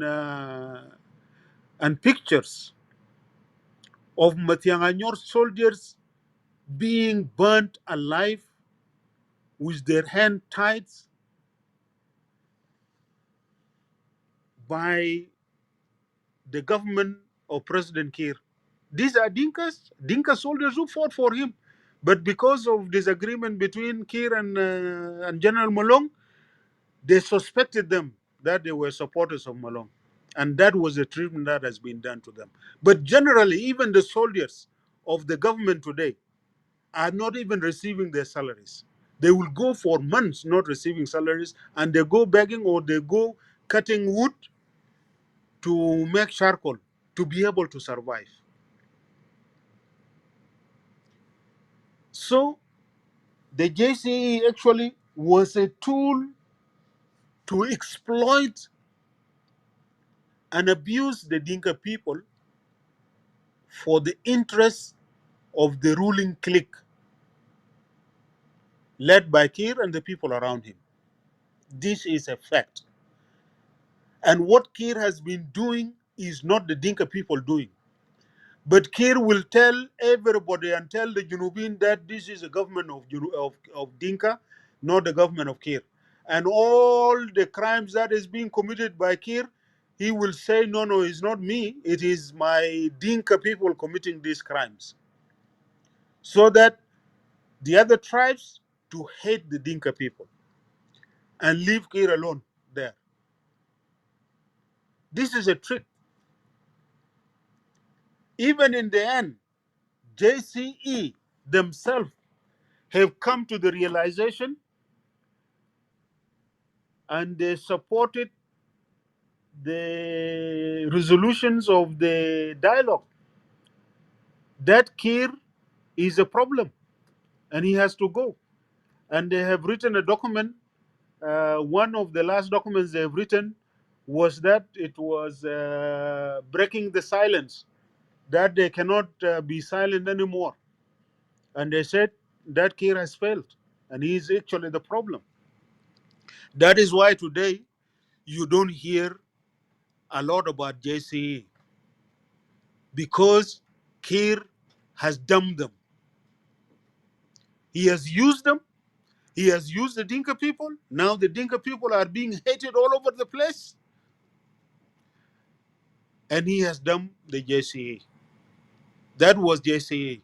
And that was the damage they have caused by propagating all this tribalism and talking of that this is their country, or they are the one who fought for this country alone, and therefore they must be the only one to rule this country alone, and they have to rule everybody.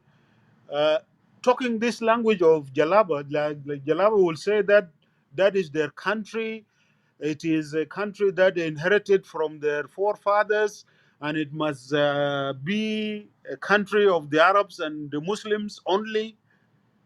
That is what led to South Sudanese to say, okay, if you want to have an Islamic Arab state, have your state.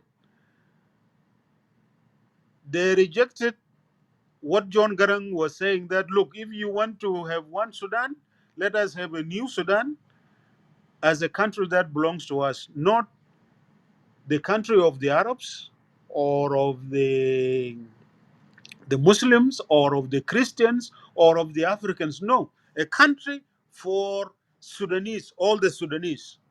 You can be Arab in your own corner, no problem. Be Muslim in your own corner and go to mosque, no problem. You are an African, no problem. You are a Christian, go to church on Sunday, no problem. But when we meet in this whole country as Sudanese, we have to say we are all Sudanese. That is what unites us. Nobody should insist on what divides us to be the rule for us. The same message of John Garang applies to South Sudan as a state. If you want South Sudan to be a country that belongs to all of us, that we belong to it, and that we feel proud to be part of it, we have to make it a country in which all of us feel part of. We must all feel that we are equal, that we are not marginalized. All the groups in the country. And John Garang used to address some of those elites in Sudan. He used to say there is nobody who is a minority of anybody else, and nobody is a majority of anybody else. The same thing, we must listen to John Garang as South Sudanese. Nobody to come here to say, I am the majority, I must be the one ruling this country, I must be the one to loot the resources of this country, and nobody should open his mouth or her mouth. No. Because if we come to talk about majorities, the majorities are different. For example, women are majority in South Sudan. Do you want this country to be ruled and built by women and for women only, without men? Or men have to be slaves of women or marginalized by women? No. If you don't accept this, then don't talk of any majority, because we are equal citizens. Equal citizens. Yes, we come from different tribes, large tribes, small tribes, but that is not what counts. What counts is that each and every individual is a citizen, and that citizen have the same right and the same duties. You have no privilege if you come from a large tribe, and you have no privilege if you come from a small tribe. And no tribe should gang up together against another tribe. That will break South Sudan into pieces.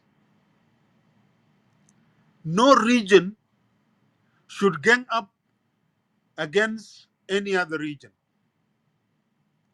Upper Nile should not gang up against Equatoria or against Bahr Ghazal. And Bahr Ghazal should not gang up against Upper Nile or against Bahr Ghazal. No, we are equal citizens as individuals. When I meet with my sister and my brother from Upper Nile, from Bahr Ghazal, from Equatoria, we are citizens. Yes, we may enjoy different languages, which will produce different songs and different dance. We will enjoy all this dance together.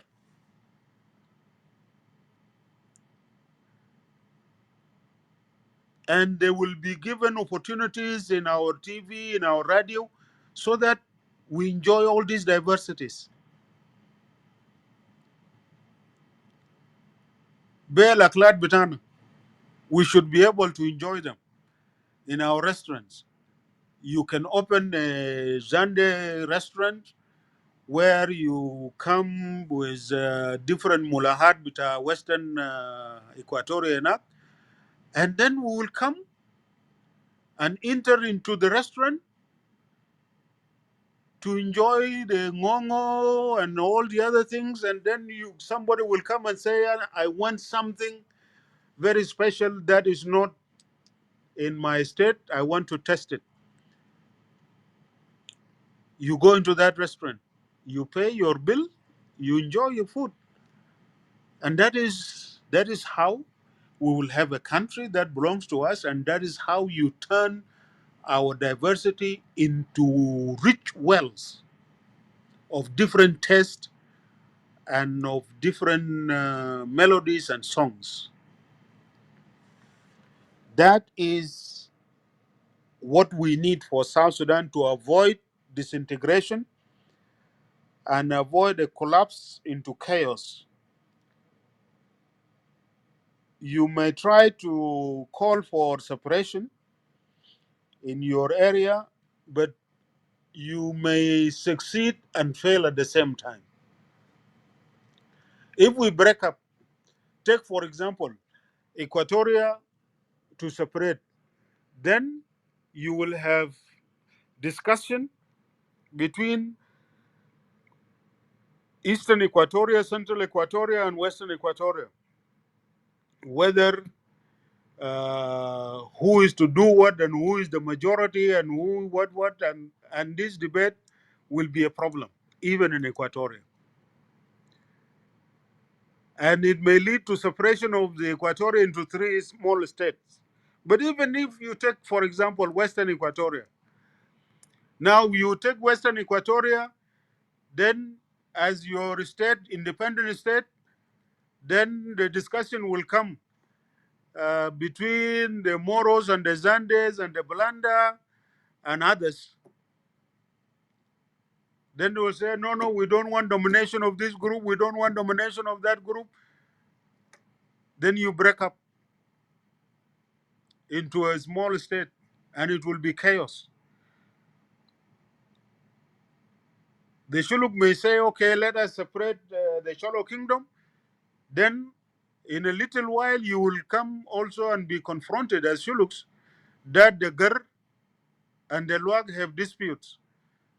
Then the Gar will say, oh, these Luag guys are trying to dominate us. No, no, we must separate. We must have our own state.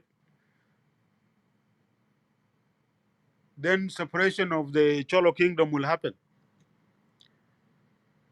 And it even will go. You will find that Luag will separate, and then the people of northern Gar or northern Luag, for example, uh,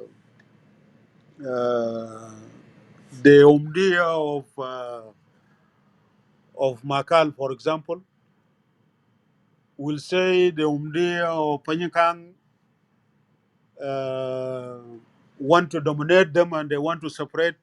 You will have problems. It will go down, down, down to total chaos, including to the level of individuals. And that is disintegration into chaos because of lack of a nation building project that we must all agree on, that is inclusive of all of us. So the solution, in my view, is to leave tribalism and to leave regional sectarianism and go for what I must again repeat what Mustafa Bukok Soros said before: نبني البلد اللي كنا بنحلم به، الوطن اللي بيسع جميعنا من كل ال 64 قبيلة كمواطنين متساويين، بلد فيه السيادة بتاع حكم القانون.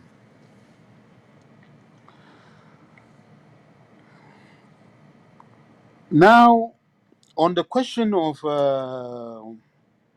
that we have formed a real SPLM, and of which I am now the interim chair of this organization, yet my position in the SPLM, I must say in the SPLM IG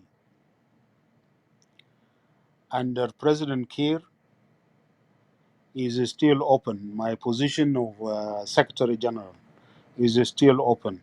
Is Kiir having hopes for me to return to his party? He may have hopes, but I do not belong to the SPLM IG. And the SPLM that I know, that I knew, the organization that I belonged to for 21 years during the struggle, the organization in which I was the Secretary General during the transitional period, under which I struggled and we struggled to achieve the full implementation of the CPA and the full exercise of the right of self-determination in a referendum by our people.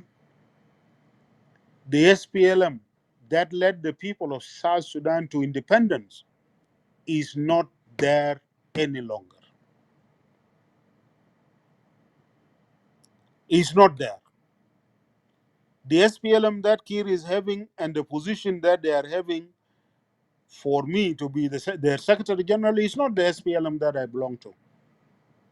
That SPLM, as Mr. Lam said, has been hijacked and destroyed.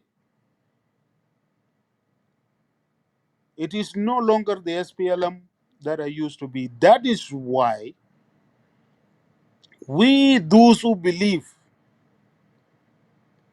in the vision of SPLM, in the real vision of SPLM, as articulated by John Garang Domobior, and which I have been repeating to you In answering all your questions above,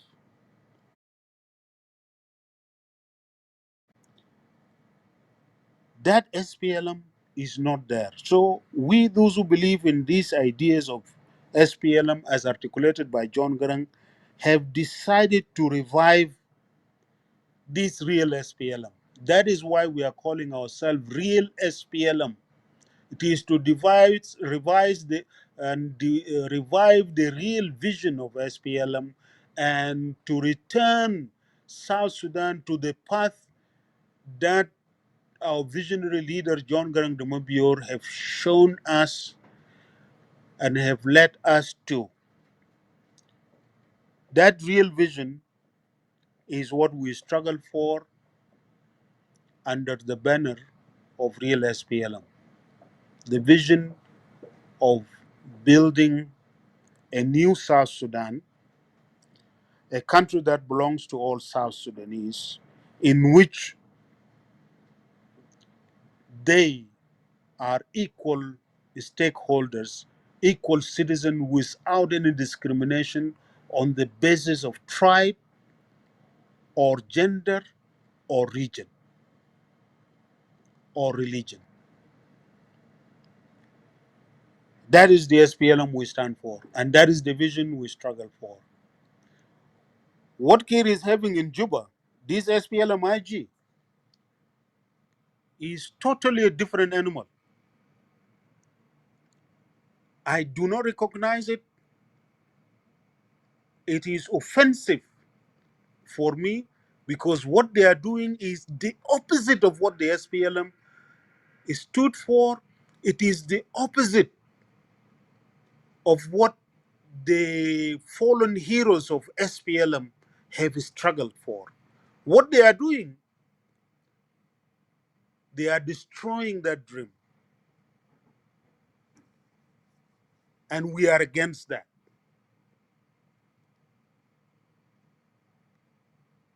They are looting the country. They are selling the country, including all its resources, whether it is oil or it is gold or it is water. You are hearing it. That is not the SPLM I spent my youth in. That is not the SPLM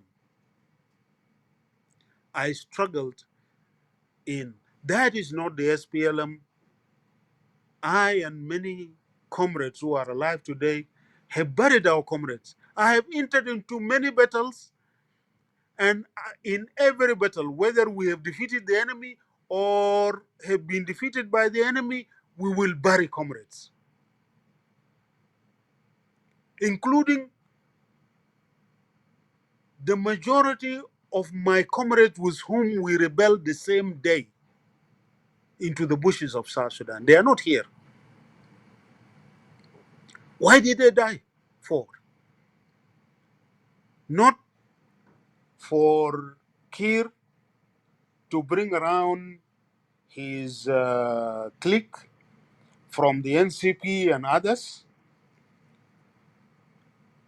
to destroy the country that we have struggled for. So, really, the question whether he is hoping that I will one day return to his SPLM, no, unless he returned to the SPLM himself. Because, by the way, it is not Tutkau or a Kolkor who is controlling President Kir. No, don't be deceived by Kir. Kir is the one using Tutkau and a Kolkor and anybody else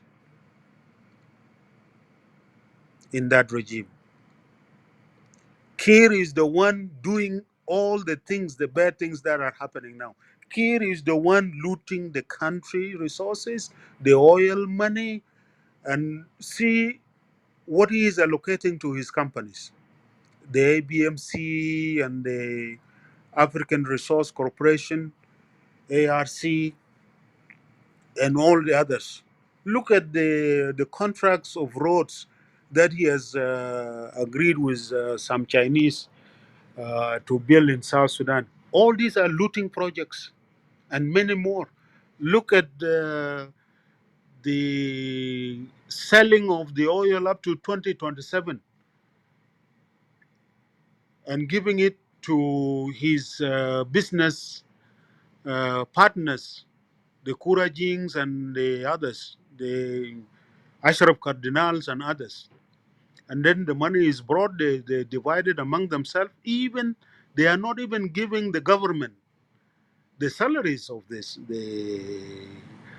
civil servants. Why? Because the money is being taken by President Kiir, and he's using Turkey to go and bring the money and give it to him. And of course, Turkey will take his small cut. But the big person responsible for this looting is President Kiir himself. Even the government of transitional government, revitalized transitional government of national unity, is not in control. The opposition are not in control. It is the clique around Kiir who are controlling it. They are not implementing the agreement. They are not releasing the resources. They are diverting the resources. Therefore, no money to implement the many aspects of the peace agreement. And until this situation change, no peace will come to South Sudan. Now, in our view, the security organizations are actually being used to protect the regime of Kiir and Kiir himself. They are not national. That is why we say our national security should be a professional organization to collect information and protect national interest of the whole nation, of all South Sudanese, and advise the government. They should not have power of arresting anybody inside the country unless they are spies of foreign countries. And this must be also a legal matter by the police and the criminal investigation department. For a way forward, I believe it is by us adopting a nation building project, as just again eloquently Mustafa Abu Kok in the beginning articulated, and as the our late leader Dr. John Garang Damabior eloquently also articulated and explained, a nation building project that is inclusive, that will build a South Sudanese state, a strong modern South Sudanese state that will serve the people of South Sudan, and that will institute a rule of law, a government that is also under the rule of law, and its leaders, nobody is above the law. It is such a state that can stabilize South Sudan and that can make justice and liberty, freedoms, and prosperity uh, reign forevermore, that as we sing in our national anthem. That is the state building project that we need. We need a nation building project that unite all the tribes of South Sudan, all the 64 ethnic groups in South Sudan. They come together, they unite themselves, they reconcile themselves, they transform themselves into citizens, equal citizens of South Sudan, who are protected by their state, who are served by their state without any discrimination. When we build schools for our children, these are our future citizens. So we take care all of them, in all the areas. When we build hospitals, we take care of our sick citizens so that they are healthy, so that they can work hard and produce more and create more wealth for the nation so that we become all prosperous. That is a nation that we need to build. And that will be a nation and a state that will bring us permanent peace and will bring us prosperity. That is when the our dream, which we sing in our national anthem, will come true. That will thank God for this land of great abundance, and we will be appreciating the fact that this motherland is upholding us united in peace and harmony, where we sing songs of freedom with joy, a nation in which justice, liberty, and prosperity shall forevermore reign, a country in which we stand up in silence and respect, saluting our fallen martyrs because their blood cemented the foundation of our nation. This is the South Sudan we want to have. They have بلد اللي دايرينه. And we have put it in our national anthem. This is not just a prayer. This is a real dream. This is what we want to have. We are clear about it.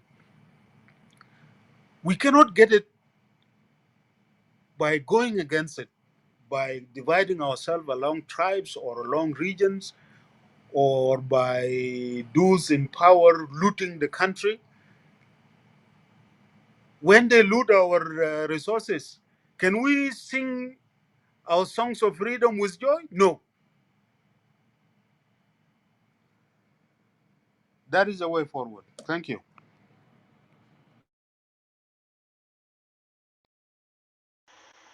All right, all right, all right, all right, all right. Thank you very much, comrade leader Bitana. احنا وراك للنهاية. آه كان ما في زول عنده سؤال عشان نقدر نجيبه ناس من تحت، او ان شاء الله بس ما اكلنا من زمنك يا كومراد، وعندي لك بس كذا سؤالات وبعد كده ممكن نجيب عندنا ناس. مهم. حقو تدي للناس من تحت فرص، لانه عندنا زي 40 دقيقة. لازم نمشي. انا في حاجات قاعدين يرسلوا لي عشان نرد لهم كمان. ثانك يو. اوكي، شكرا شكرا. خلاص قبل ما نجيب ناس، طيب بس تعمل لي كويك كده جواب للي هنا ده، وبعد كده نجيب ناس من فوق من تحت. اوكي، اول سؤال حقت انا بقول انه التاريخ بتاعت جنوب السودان، من الريفولوشن بتاع جنوب السودان اتغيرت من الف من يوم 15 شهر 8 1955 ل 83. ليه مثلا؟ نمرة اثنين انا بقول انه بانه الكلس الفكير يكون رئيس ده منه، لان لو كدك انت كنت في جنوب السودان البقاو الرئيس منه. نمرة ثلاثة انا بقول انه اس بي ام بقول بانه we the one uh, die in the country and we must rule the country. ده نمرة ثلاثة. نمرة أربعة أنا بسأل بقول بإنه يا أخي هل في هيكون election في جنوب السودان؟ لأنه في بعض من الناس لسه بفكر إنه بإنه هيكون في election وهيكون في change في جنوب السودان. نمرة خمسة أنا بقول بإنه في الزمن بتاعك برضو ليه مثلا جردوا أسلحة من الدين بتاعت الإكواتوريين وكلا باقي الناس البارغزال وابنال مسلحين، لانه انا متاكد البارغزال وابنال الناس دول كلهم حاملين سلاح، يعني حتى الكاتو رايدرز كلهم شايلين سلاح. فدي اعكس سؤال، فبعد كده ممكن نجيب ناس من تحت وبس تجاوبوا ليه فوق فوق، حتى لو ما قدرت برضه ما مشكله. سؤال للناس التانيين تحت، الدرجة فوق ارفع يدينك بنجيبوك فوق. شكرا لان الزمن ماشي. اوكي. معلش انه انا ما تركت الاجابه على اساس ذكرتني كويس جدا. آه، نحن في جنوب السودان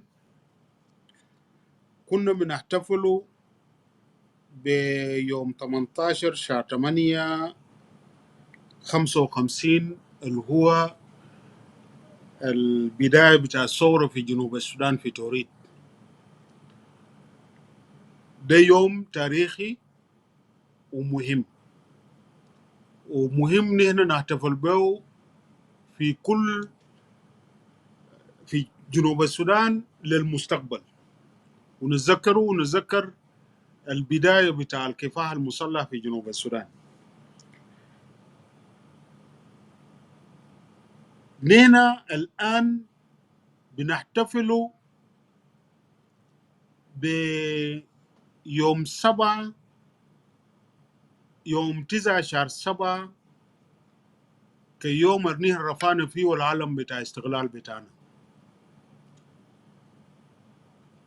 وده بدأ بالنضال بتاع ناس عنيانيا اللي بدأ من توريد، وحتى من قبلهم في نقاشات كتير وفي نضالات كتير كان تم،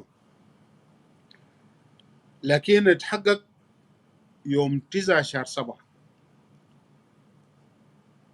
وده اليوم التاريخي بتاع الاستقلال زي ما هنا احتفلنا به.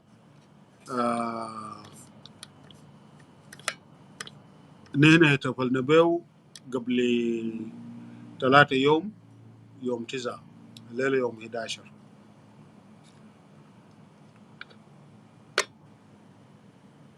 الاحتفال بتاع يوم 16 مايو ده احتفال لبداية بتاعت SPLM وبداية بتاعت SPLA بالتحديد، وده بيحتفلوا به كيوم بتاع الجيش، لأنه ده البداية اللي حصل فيه الاشتباك وهجوم بتاع الجيش السوداني على كتيبة 104 و 105 يوم 18 شهر 5. وده اليوم البرمز لبداية بتاع الكفاح المسلح والجيش والتأسيس بتاع الجيش الشعبي.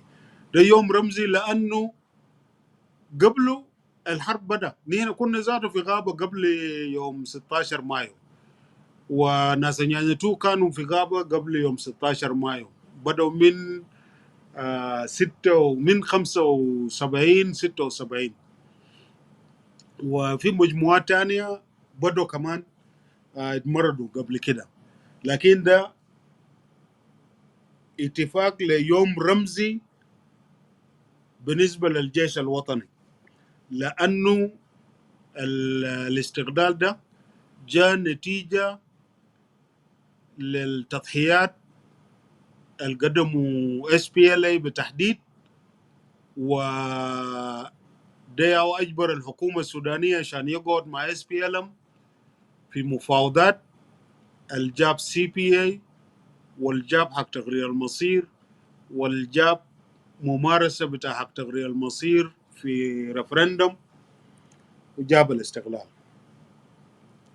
مين الجاب الرئيس كير يكون رئيس؟ على حسب الاتفاقية بتاع السلام إنه الرئيس بتاع جنوب السودان في الفترة الانتقالية بيكون رئيس الحركة الشعبية. حصل إنه دكتور جون مات في طيارة، خسرناه في الحادثة اللي تم داك، وقيادة بتاع الحركة قعدوا، ووقت داك كان سلفا كير نائب رئيس لحكومة جنوب السودان، وكان نائب رئيس للحركة الشعبية. والاتفاق بيقول إنه النائب الأول لرئيس الجمهورية بيكون رئيس الحركة الشعبية. في حالة بتاع موت أو غياب أو عدم قدرة بتاع الرئيس يشغل المهام، النائب بتاعه ياو بشيل المحل. فنحن في القيادة الحركة الشعبية نحن ياو قعدنا وقلنا عيننا الرئيس سلفا كير لأنه كان نائب، قلنا له أنت شيل المحل بتاع الرئيس لأنه الرئيس مات، أنت كنائب رئيس ده واجب بتاعك وده مهمة بتاعك. المهم إنه نحن ننفذ الاتفاقية وما يكون في تراجع من البرنامج بتاع الحركة الشعبية. وانتم بكون سميتوا في خطاب بتاع كير وكد قال انه نينا هنمشي قدام بتنفيذ بتاع اتفاقية وتنفيذ بتاع برنامج الحركة الشعبية لتحرير السودان في يوم اللي دفن فيه رئيسنا الراحل دكتور جون جرانج دموبيل. فده هو طريقة الرئيس الفكير جابه في 2011 2010 قامت انتخابات في الفترة الانتقالية، والحركة الشعبية رشح رئيس الفكير يكون المرشح بتاع SPLM، والشعب بتاع جنوب السودان انتخب سلفا كير كرئيس بتاع جنوب السودان وكده قبل الاستقلال. وكد رفعنا العلم بتاع الاستقلال، البرلمان بتاع جنوب السودان الانتقالي وكده قرر يعلن الاستقلال وأخذ القرار لتعيين كير للرئيس حكومة جنوب السودان الانتقالي لحد ما يعقد الانتخابات في 2015. دي طريقة سلفا كير بقى الرئيس الانتقالي لجنوب السودان. جنوب السودان ما انتخب أي رئيس لحد هسه كدولة مستقلة، مفروض كان ينتخب الرئيس في 2015.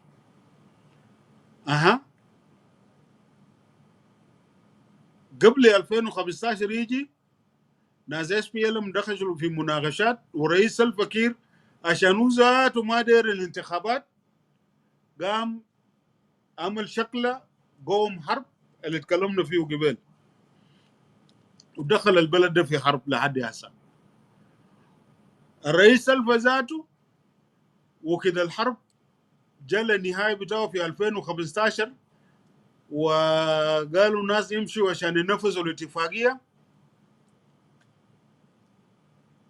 قام تاني قام حرب في J1 بينه مع دكتوريات، بلد رجع لحرب. بلد تاني في حرب جاء الاتفاقية بتاعت Revitalized Peace Agreement في 2018 ما نفذ الاتفاقية ده، وانت سميته يوم الصلوات اللي عملوه في جوبا يوم 8 ولو يوم 7. قال انه هو داير ينفذ الاتفاقية وداير يمشي قدام يجيب سلام لبلد، لكن في ناس تانيين قاعدين يجروا لورا. ده أو نفس الكلام الرئيس سلفا كير بيقوله، يعني هو ما قادر يجيب سلام في بلد، بيقول في ناس تانيين قاعدين يجروا ورا. ناس تانيين بيقولوا سلفا كير ما داير يديه أي فرصة عشان يشتغل، زي كلام اللي قالوا دكتوريات يوم داك وكده طلع برا وفي في بيت بتاعه عمل تصريح انه الرئيس سلفا قدم بيته بجيش وهو ما قادر يتواصل، وتنفيذ بتاع اتفاقية ما ماشي قدام. ده بس في ايام الفات ده في شهر 4. ده وضع النيل فيه واسع. هل هيكون في انتخابات في جنوب السودان؟ ما اظن هيكون في انتخابات بحكومة بتاكير ده، لانه بيعرقلوا اي امكانيه لعقد بتاع لاجراء بتاع انتخابات. ما بينفذوا الاتفاقيه، ما دايرين يعملوا سنسس، ما دايرين ذاته عشان المواطنين يرجعوا للمناطق بتاعهم وعشان يستقروا. IDPs لسه في كامس، ريفوجيز لسه في كامس برا في دول المجاوره، والبلد ذاته في حاله بتاع حرب ياو سلاح في يد ناس وناس قاعدين يقتلوا بعض زي ما انت قلت قبل. وده ده ما ممكن يتم فيه انتخابات. الحاجة اللي انا شايفه as a way out من الكلام ده انه سلفا كير ما يمد الفترة الانتقالية تاني من جديد، لانه هو ما داير ينفذه. هو بقول انه ما قادر ينفذه لانه في ناس بيجروا ورا، ما انه فشل. حكومة الناس بيجرجوا بعض لورا ده، نينا ذاته الشعب بتاع جنوب السودان ما محتاجين له. نينا دايرين حكومة الما فيه صراعات، الممكن ينفذ يجيب سلام ويجيب استقرار لبلد وينظم انتخابات. حكومة بتاع ناس محايدين يقدروا يعني يرتبوا الأوضاع في بلد، والأحزاب السياسية كلهم ينظموا أنفسهم ويمشوا في انتخابات، والشعب بتاعنا يختار حكومة بتاعه في انتخابات حرة ونزيهة. Free and fair elections, which this government under Kir will not be able to do, as you can see and as they are already talking about. كلام بتاع إنه SPLM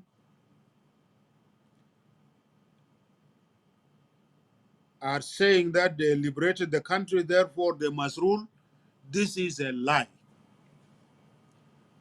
No SPLM who genuinely is an SPLM can say that we liberated this country and we must rule it without anybody. Why? Because the SPLM believe in the idea of being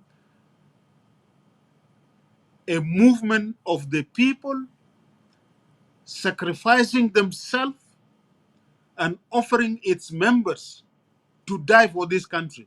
And we have tens of thousands of our members who died in this war. Why would you die if you want to be the one ruling? Why would you be ready to die? Because you want to serve these people. We are here to serve the people. And the SPLM stand for free and fair elections and let the people choose. Yes, we struggle for the people, but we work for a multi-party system. You look into all the programs of SPLM, whether it is our initial strategic framework program of transition from war to peace, signed by Dr. John, with all the seven programs. It is talking about building a multi-party system in the country, and it is talking about the SPLM transforming itself into a political party, mass-based political party capable to provide leadership in peacetime and in competitive democratic system. That is what SPLM is standing for. كلام الناس ديل بقولوا هسه ديل ناس بتاكل، وكثيرين منهم ذات ما كانوا SPLM.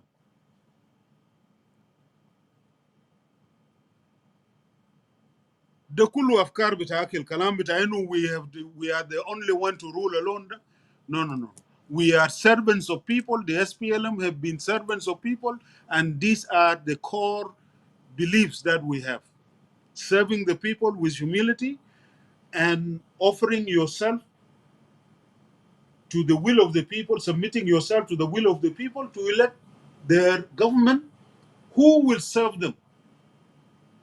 It's not to lord over the people, but to serve the people, to be the servants of people. That is what we stand for. كلام بتاع disarmament, إنه disarmament has been carried out in Equatoria and not carried out in Upper Nile and in Bahr Ghazal. What we need to do is a complete removal of arms from the hands of civilians and limit armaments only to be carried by law enforcement agencies, the army, to protect the country from any external aggression. And this army must be composed of all South Sudanese and must reflect our diversity and must have no hegemony or domination by any group, by any region or any tribe. We must recruit from all the counties in South Sudan. And the recruitment for the army must be done regularly with announcement. And there must be criteria for who to join the army. If you are fit and capable, the rest you will be trained and fit to be trained, you join. Also, we need to transform our old army. It is already disintegrated by Kir. The SPLA is no longer there. You will find now the army that we have now are militia, most of them. And what we need to do is do a proper DDR and build a new national army that is not political, that is not belonging to any individual, but belonging and having its allegiance to the people of South Sudan and to the nation. And their allegiance is to the constitution of the nation, not to any political party, and not to be involved in any internal political wrangling among political parties. That is what we need for our army. We need a professional police force. We need a professional national security service which does not involve itself in politics and which will not suppress anybody for expressing their opinion.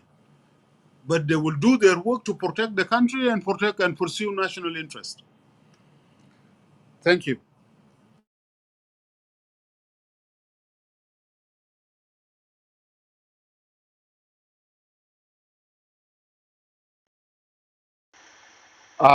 قبل ما نمشي قبل ما نبدا ندي chance للناس عشان يتكلموا.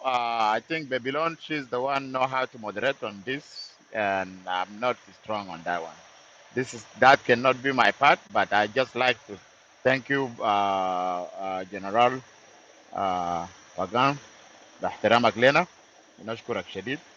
فأنا ما أعرف Babylon, you can just take moderator control the visitors. Thank you. آه شكرا كتير، شكرا لك كتير General Pagang Amom. Thank you very much for coming in. And really, you have proved to us that you are our leader. This is kind of leader that really we want. Leader, the one can come and share with his own people. You know, I would love to tell you thank you very much for coming in and answer our question. We're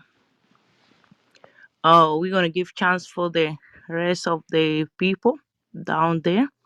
So if you wanna come up, we're gonna give each one 5 minutes. If you have a question, try make shortly, so short so that he can answer. I think he answered enough. Yeah. So that I don't know. I will give chance to our brother Suleiman Dandara. Suleiman, mic yours. Thank you. Uh, If I'm not mistaken, I think I Nicola, think but Nicola before me. Nicola before me. okay. All right, Nicola.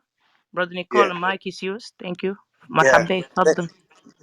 yeah. Thank you, sister. Thank you, all moderator. Brother Salman. أشكرك في التزام، دي حاجة جميلة جدا.